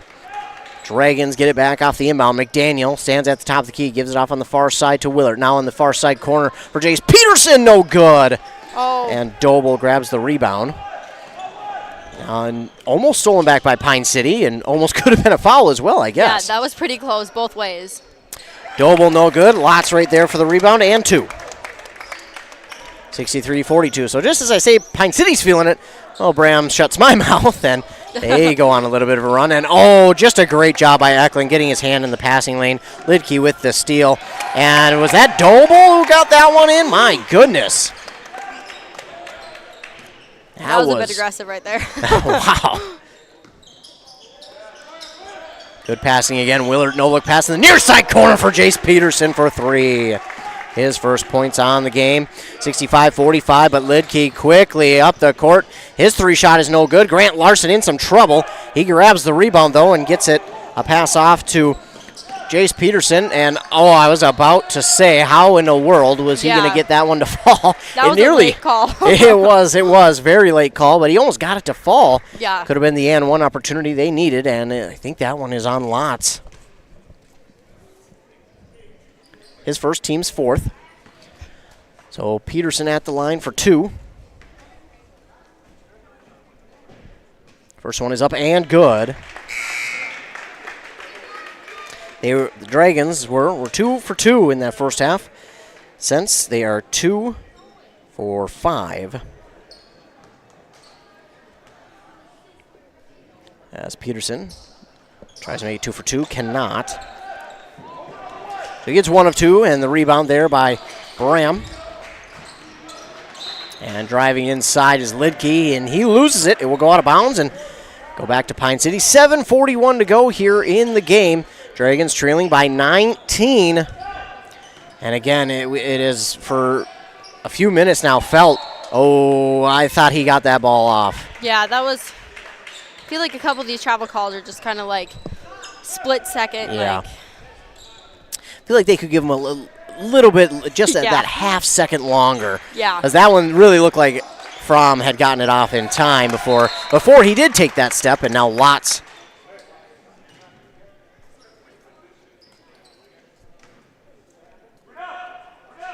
I'm not sure what happened there. Lotz dropped in a 2. Yeah, that was like a freeze in the game for some reason. I think they called a foul, actually. Maybe, not sure. I don't know. Think so. I don't know. Maybe, I don't know. Either way, Pine City has it, and a turnaround shot from Peterson's no good, and who else but Lotz got the rebound. Lidke quickly up the court, stops on a dime, no good on his shot, and it's Willard who grabs the rebound, and quickly, McDaniel. Yeah, that's unfortunate. McDaniel, he got the pass on the run, but he just had one too many steps that he took and was out of bounds, and that was tough because he had the lane he wanted, and I'm sure that's why he was frustrated. He had the lane there to run through and probably get another shot to fall. Good passing here by Braham, and it rattles home for Lucas Shue. Wearing that number 12 jersey again. Braham and Pine City, 2 pretty young teams. 1 senior for Pine City, 2 for Braham. Grant Larson, 3, just off the side of the rim. Rebounded by Lidke, and that was a nice shot there by Lidke again. No good, and it looked like it went off of the head of Doble. Yeah. That's the second shot to go off his head. Really? There have been 2. There was one time when they were inbounding it and it just bounced right off his head. Well, that needs to be a new stat on the stat sheet. Off the head. All right, 2. Got it down. Doble leads everybody. And now we may have had an invertent buzzer. We did. That's a whoopsies. Yeah. Those are also blessing and a cursing at the same time because it's like we were going, or sometimes it's like maybe that's a split second, you know? And there's so many things that can be like, oh, well, that helps. Oh, well, no, that doesn't now. Yeah. And Lott's got the rebound, but again, it's going to be the second time in which he's looked for a teammate, but has had to throw it away, trying to Michael Jackson the baseline, but unable to there. I'm not saying he doesn't have the ability to, just that time he was not able to. Good passing. Eli Fromm inside to McDaniel. Waits for Lotz to come down from his jump, and McDaniel, great patience there. How hard is that as a player to be patient on that type of shot? It depends on like the player and like if he worked on it. I know personally, I just want to put the ball up and if want to get those points to fall. Yeah, but it's also like knowing like who you're playing. Like if you know he's gonna jump to block the ball, it's definitely like a smart move to like stay down. You know? Absolutely. As McDaniel starting to get hot here in this second half, had 3 points in that second half. He now has 11 in the second and 14 total. 69-51. Oh, Lott just went over everybody. Yeah, that's a good, smart pass there by Braham Lott. Yeah. 6'6". He's really able to just go up over everybody with both his hands and bring that one in, and really no chance for any Dragon player to try and even swat it away. That's just unfortunate, and that's why the height of Lott's really pays off. McDaniel, thought maybe he. Close call. It was close being a foul, but I also thought maybe McDaniel could have taken one more step and probably got a better shot. Yeah. And, like, I feel like he shot it on the run, and then if he would have just been a little bit more calm, but someone could argue that it's a foul. It was close either way. It was really close. And now, of course, you play basketball. How hard is it to stay patient when a game is going like this? Because obviously you want to score those points on each possession, but how hard is it to stay patient? Definitely, like, when you feel like the score may not look like it, but, like, you still feel like you're battling back and forth in the game. It's definitely just like, oh, my gosh, I just want to put it in the hoop and then not play defense and come back down here and just put it back in the hoop. I got to imagine that is really, you just mentioned it, that has got to be really tough to come back and then all of a sudden play defense again because, well, you just want to be on offense the whole time because you want to get back in the game. Yeah. And especially since it's like Pine City, like they seem to like be making like a lot of their shots and back. Oh boy, the bank is open. So like it's just back and forth. So You heard Piper. She said the bank is open. That's because Osmus got a 3-point shot from the bank shot. And now we get a charge on the Bombers. So that'll help the Dragons out. They trail 71-54. And I didn't see who that charge was on. Good question. What was on the Bombers? We know that. Yeah. Looks like maybe number 12, Lucas Shue. Yeah, maybe because he was the closest, I think. As now Briar Willard tries to reel in the pass on the far side, and that fingertip could not bring it closer. And unfortunately, he's going to go out of bounds and go back to Braham. 4:20 to go. 71-54, Braham with the lead. Now Lidkey has it. He gives it off far side. Tyler Eklund for 3. No good. Lidkey, patient there, got the rebound, and then Doble comes in for 2. 73-54. And here comes Austinson. Austinson goes inside to Larson, back outside to Osmus, top of the key to Austinson. Austinson got it. I was going to say he got away with the dribble or the travel, but unfortunately there he did not. And it will be Braham ball again. And as a coach, put your coaching cap on. Okay. How frustrating is that? And what do you say to the players being down by this much and seeing those, I guess, fundamental fouls start or even turnovers start to happen, like the travels, like the passes going behind a player? Yeah, you never want to create bad habits. So, like, coaches all the time are saying, like, don't create a bad habit. Don't, like, just because we're down, or, like, don't speed up your shot. Like, just if you stick to your fundamentals, like, the game will come to you, like, as it should, because and then you just kind of encourage, or I don't know. It is tough, and wow, great job by Eli Fromm. Grabbed the rebound, took it all the way for 2. 73-56 now, and Tyler Eklund going to get the charge called on him. Great job. I think that was Eli Fromm again in position to grab the charge. And albeit Pine City is trailing by still a good chunk, they have to feel good with where their players are setting themselves and how they're battling and continuing to battle. When you're looking out on the court watching them play, it doesn't look like they're giving up or this is a lot. No, they're still playing hard. It definitely looked like, oh boy, it definitely looks like they're learning and they're like using it, because it may end like in a loss or may end in a win, but like no matter what, like your goal is always to get better. And it definitely looks like from the first half to the second half, like the difference is like huge, just because like the effort and then the like smart passing and the shooting is just. And now I know this is, again, based off of the game and how it's going. But if you're Pine City, you've outscored yourselves from the first half, and that's gotta be positive going forward. Yeah. As Doble will drop in a 2 there for Braham. It's 75-56, 2:46 to go. Osmus has it top of the key, gives it off far side to Willard, back to Osmus.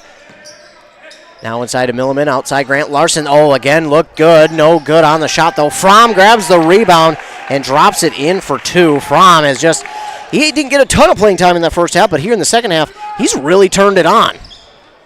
Definitely, especially because he's been in there guarding Lodge, just because I guess he's next tallest player, and he's strong for. Yeah, he's a younger player, too, and he has a tough ask, and he'll go against Lotz again and get it to fall. My goodness. Eli Fromm says, excuse me, big boy. I'm just going to get a few more points. Wow. Lotz, and again, there's Eli Fromm. Lotz has been bothered here by Fromm, and you know, with Fromm, he's a taller and he's a lengthy kid. And I think that maybe that has kind of surprised Lotz, because he's quicker, a lot quicker than you would expect. Yeah, he's super fast, that's for sure. So Braham does have it. They still lead by 15. Not saying 2 minutes is not enough, but it's going to be tough, especially, that 3 was missed. And still up for grabs. Willard, he straddles the baseline, but he keeps himself in bounds. He gets the rebound, and he'll take it up the court. Kind of no one there on the offensive call. He was kind of waiting for someone to get open, and no one set up as Eli Fromm. Oh, that one's off the side of the rim. It looked good, but Soren Lilly going to come up with the rebound here for Braham. Doble, he took that shot from way outside, but somehow Lotz is still able to grab the rebound and put it back for 2. Yeah, that's super difficult, especially with the shorter guys down low against him.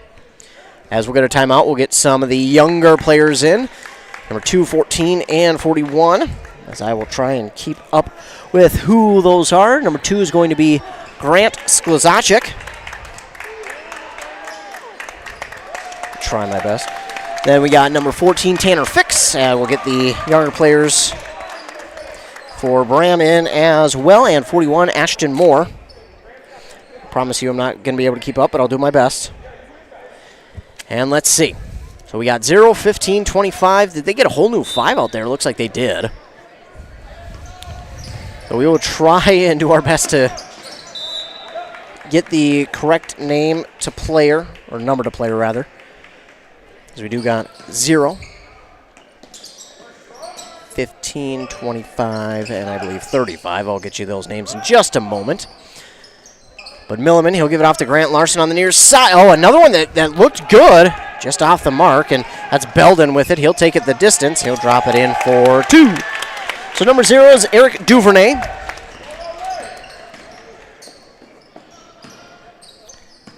Number 15 is, I hope, Waylon Pearson, I believe.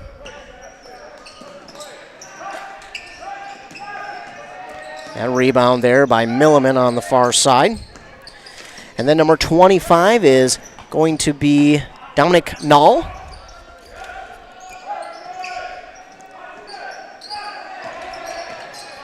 And another rebound there by Milliman. A 3 opportunity is no good, and that's number 35. I believe Juan Islava. But it's stolen right back by Grant Larson. And he will be fouled.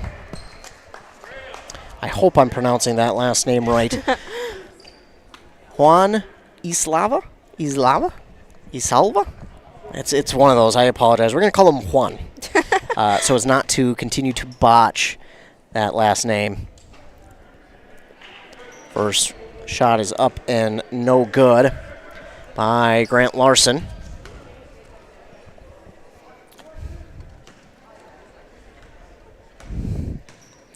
And Larson will line up for the second with 12 seconds to go. No good on that one as well. And it's rebounded there by Belden. And it looks like he will dribble out the rest of the clock. So that will be it here in this one. The Dragons fall to the Bombers 79-60. We'll take a commercial break. We'll be right back. You're listening to Boys Basketball on WCMP. Hi, Rob. Hey, why have you been so happy lately? It's because I no longer pay for hot water. What? You have 4 teenagers that take all-day showers. How do you not pay for hot water? Well, I put in a central boiler outdoor furnace that heats my house, my garage, and now I have virtually endless free hot water. Wow, that's great. With my 10 kids, I'll really save some money. Where do I get a furnace? Check with your local central boiler dealer, of course. Northland Boiler Sales, your local central boiler sales dealer. Visit northlandboilersales.com. Resetting your password, unsubscribing from emails, printing anything. Why are simple things sometimes so complicated? Thankfully, with an auto owner's insurance independent agent, getting the right coverage for your business doesn't have to be one of them, so you can get back to more important things, like learning how that printer works. That's simple human sense. Contact your local auto owner's agency, Pine Insurance Agency, at pineagency.us today. All right, settle down. Let's call the meeting of people that complain about everything all the time and never do anything about it to order. Any complaints? Yeah, my heating bill's too high. Oh, yeah? Well, Bobby just bought an outdoor furnace from Central Boiler, and he eliminated his heating bill. What about the hot water? He eliminated that heating bill, too. What about his shop? He heats that, too. I have no more complaints. I think Central Boiler offers a solution to our complaints. Save money on your cooling and heating bills. Visit northlandboilersales.com, your local central boiler sales dealer. Want to make some extra money this holiday season? Then join Burnett Dairy Cooperative's Cheese Store Holiday Crew. They're looking for temporary employees to assist with gift box orders from October 1st through January 6th. This position is scheduled Sunday through Thursday from 12 to 8 p.m. with an hourly rate of $14 per hour and an end-of-the-season retention bonus. Call 715-689-2170 or apply online at burnettdairy.com and click on Careers. Back here on WCMP 106.5 FM, AM 1350. We're now joined by our player of the game. That is Eli Fromm. Eli, first of all, what did you take away from this game? I think we need to be doing more in practice, listening to our coach because he knows what he's doing. He's done this before. We just need to fix the crack in the foundation. And this second half, you guys outscored yourself in the first half. That's got to feel good knowing that you were able to come out in the second half and put up a little bit better of a performance. Yeah, energy was a little low in the first half, so we had to pick it up in the second half, but they were already too far ahead to make a push for the comeback. And this was a pretty physical game. What was it like out there playing in this one as physical as it was? It was kind of hard when Bryson Lotz is a D1 football player, so you just kind of got to pray he doesn't catch the ball.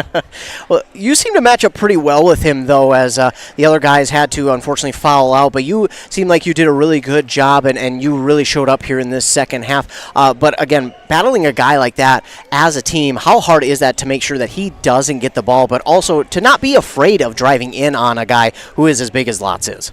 Yeah, I think it's just a team effort because when you drive in, you got to know that the defense is going to crash, and you got to pass it out to your teammates who can shoot. So...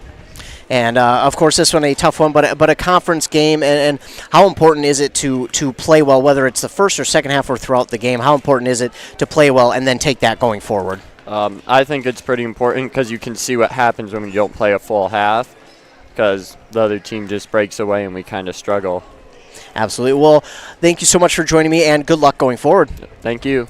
And that, again, was Eli Fromm. We'll now hand it off to Coach Kyle Allen. Again, this was a tough physical game here, a conference game, but a tough physical one. What was the message to the guys here at halftime? You know, it's one of those things. You know, Eli, gosh, if I could have scripted it better, I don't know if I could have.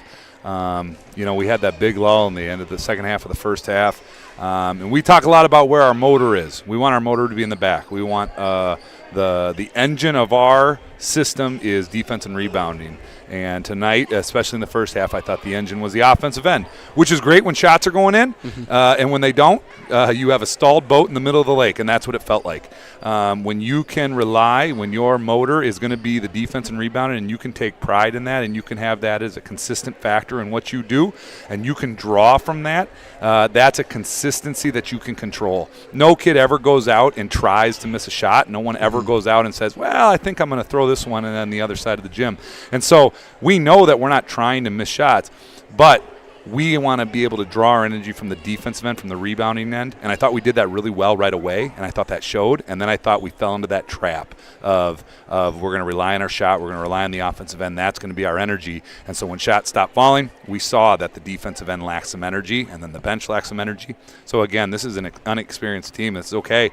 This is what they're learning. This is the process that they have to learn. You have to make the mistakes to be able to correct the mistakes. So it's all a part of the journey, and we're excited to walk it.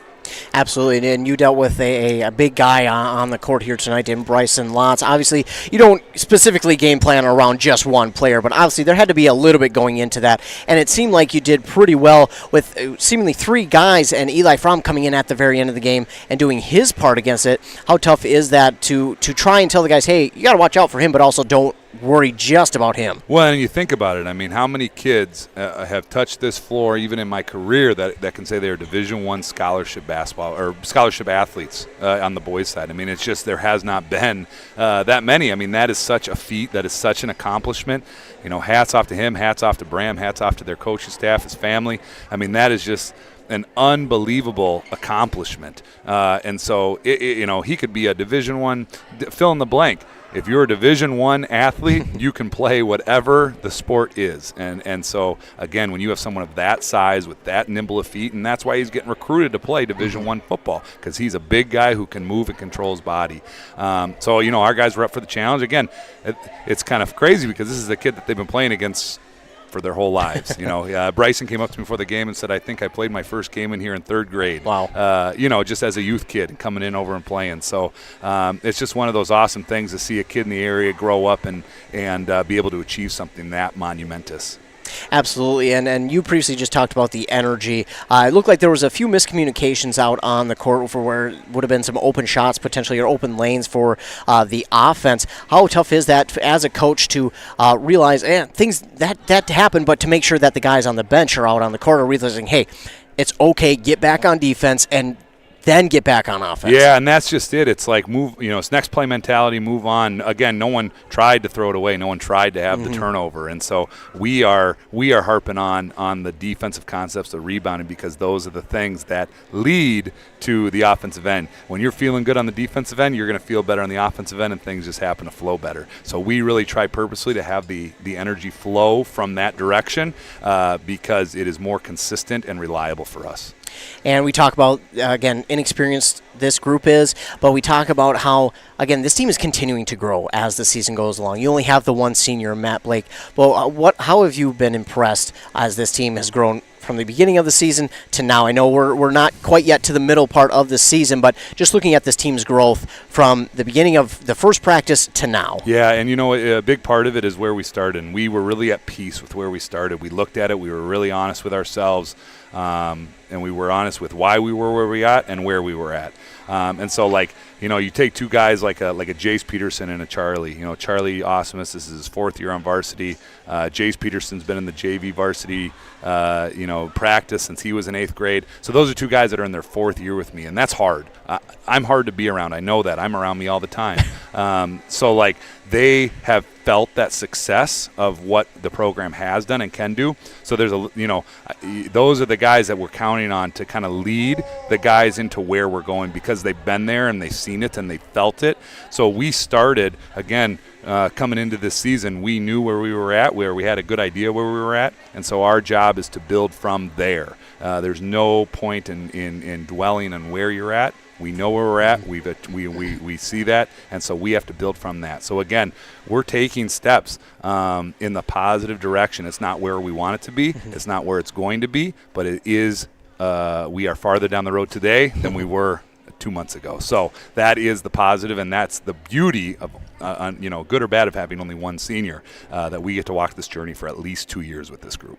Absolutely. Well, Coach, we thank you so much for joining us here on the post game, and good luck on the rest of the season. Appreciate you guys. Thank you for all your coverage and help, and appreciate you. Thank you.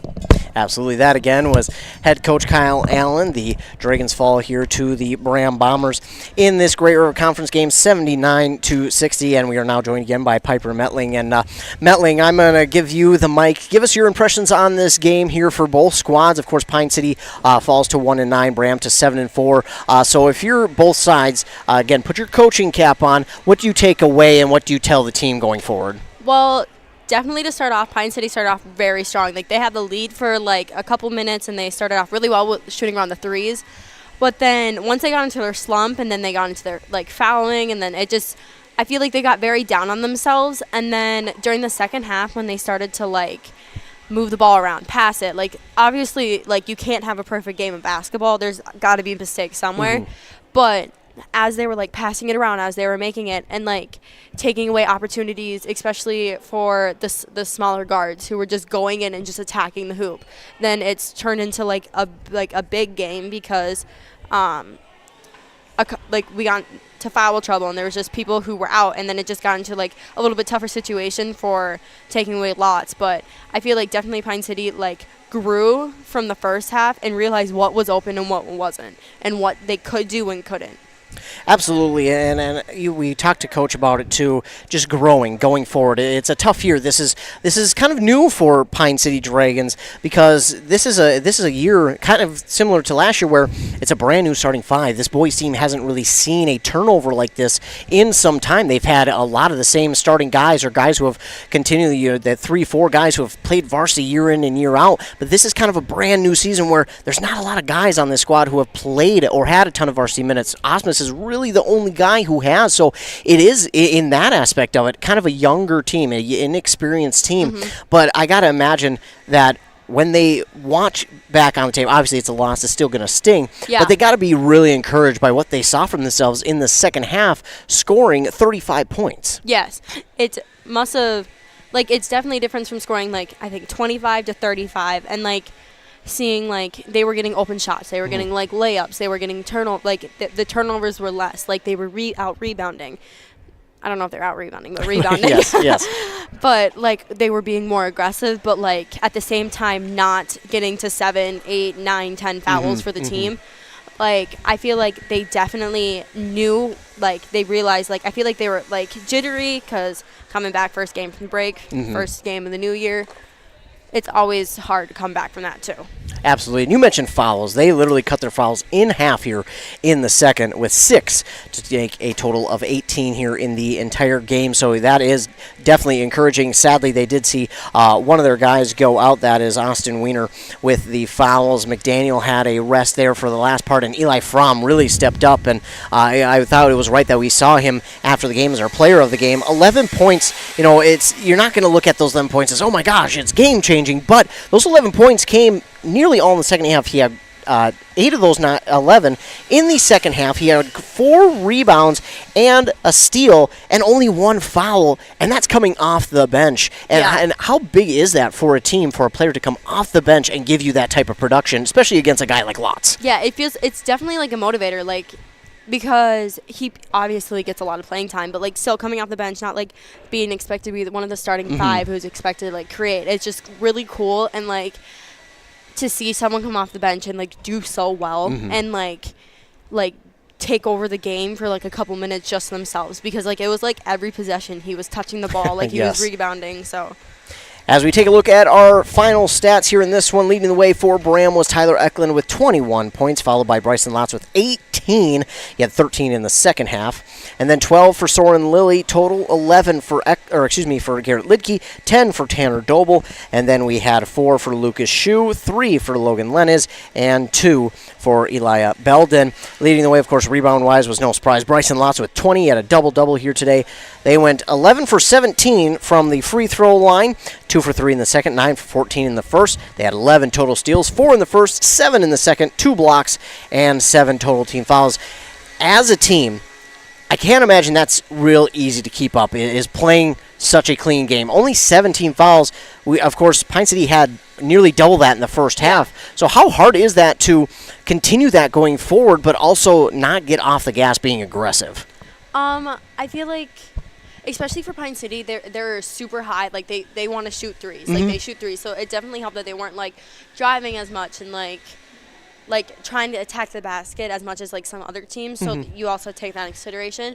But that definitely, like, that's such a low foul, like, for just one team, and that definitely should just be used like their tactics. Like, also the refs are in consideration as well. But I feel like it's just kind of like in order, but there's some teams that you have to be more aggressive, and sometimes you're going to get more fouls called. It just all kind of depends on the team. So it also depends on the scouting report for each team as well. Right, absolutely. So that is bound to vary game to game, but I got to imagine that does give a team a little bit more confidence going forward.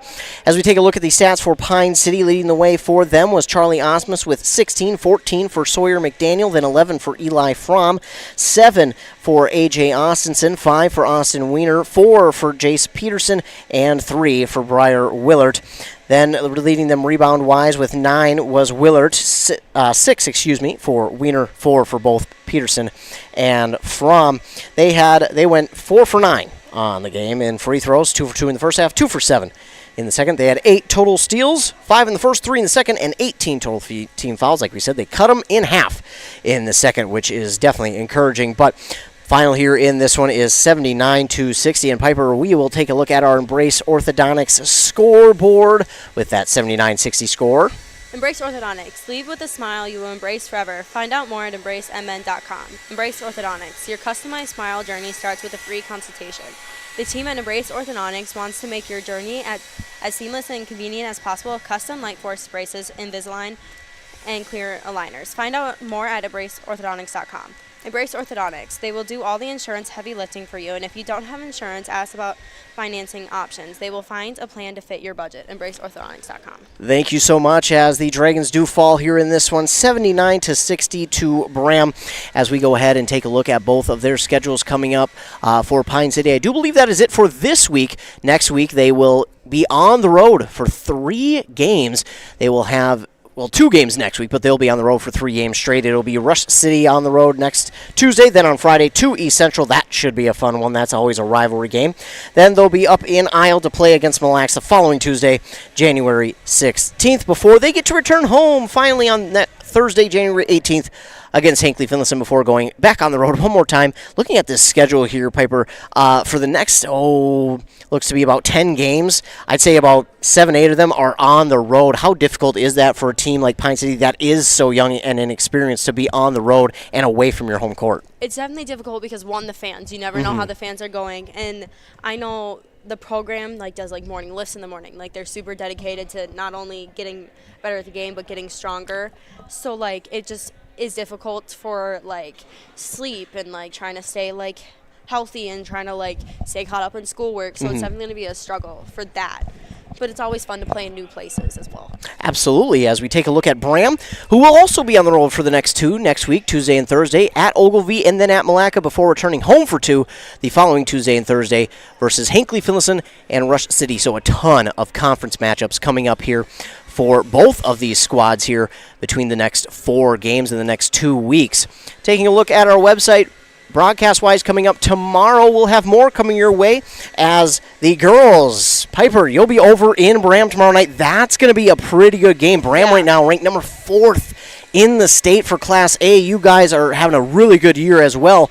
That not only is it a conference matchup, that is a rivalry. That is going to be a great battle. Last year, it was 2 close games against Braham. This year, I can't imagine how crazy these games are going to be. I got to imagine there's a lot of hype going into this one. But for you as a player, what's your mindset going into tomorrow? So, right now, we are trying to, not be, fearful. But, it's definitely, a lot more, pressure because it's, we know the team. It's personal. It's, especially during summer league, it was always back and forth. We would win one, they would win one. So it's just it's gonna be so interesting to see who actually pulls it out, and obviously but it's just gonna be hard to say mentally down, like good, and then I don't know. It's like a nerve-wracking game because it's like there's a lot of stakes on this. Yes, one. yes, absolutely. And Braham has got some speed to their team. They use a lot of that speed to their advantage. Not a ton of height to the team, but they use that speed to their advantage really well.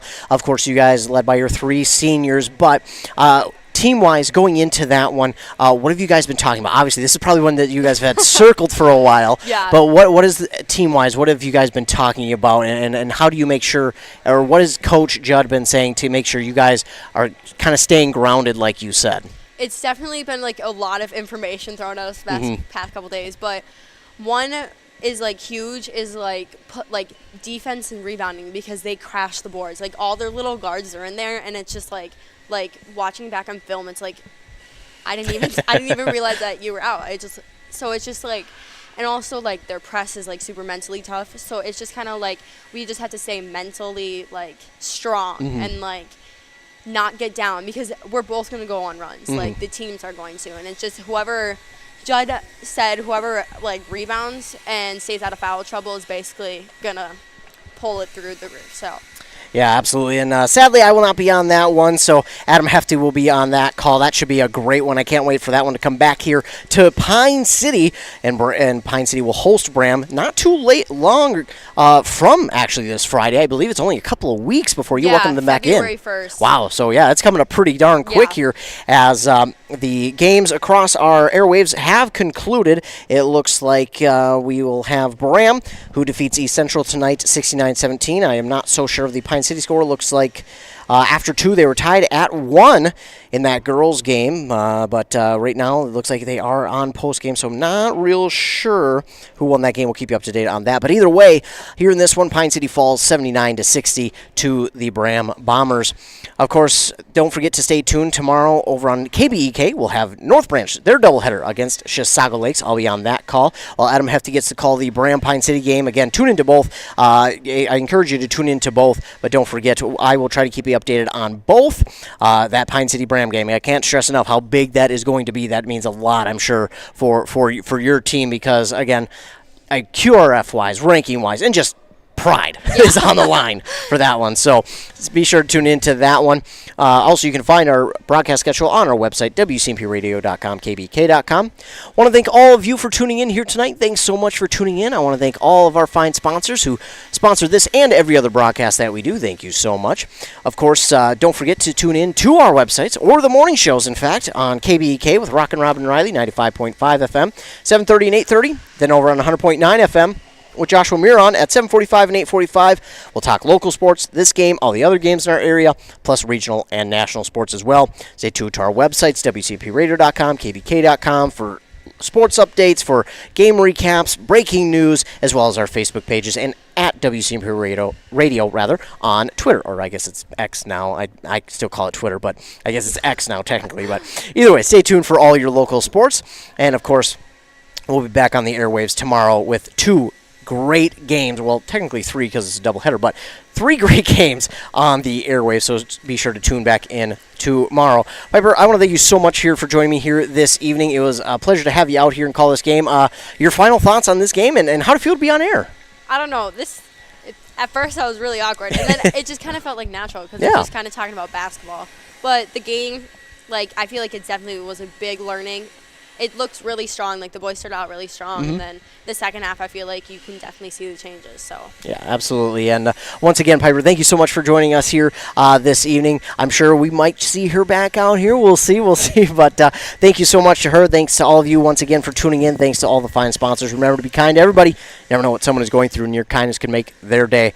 The final, once again, Braham defeats Pine City 79-60. Thank you all for tuning in, and have a great rest of your night.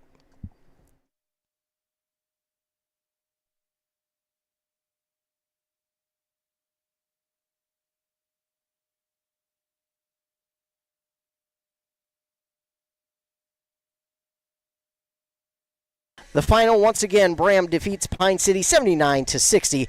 Thank you all for tuning in, and have a great rest of your night.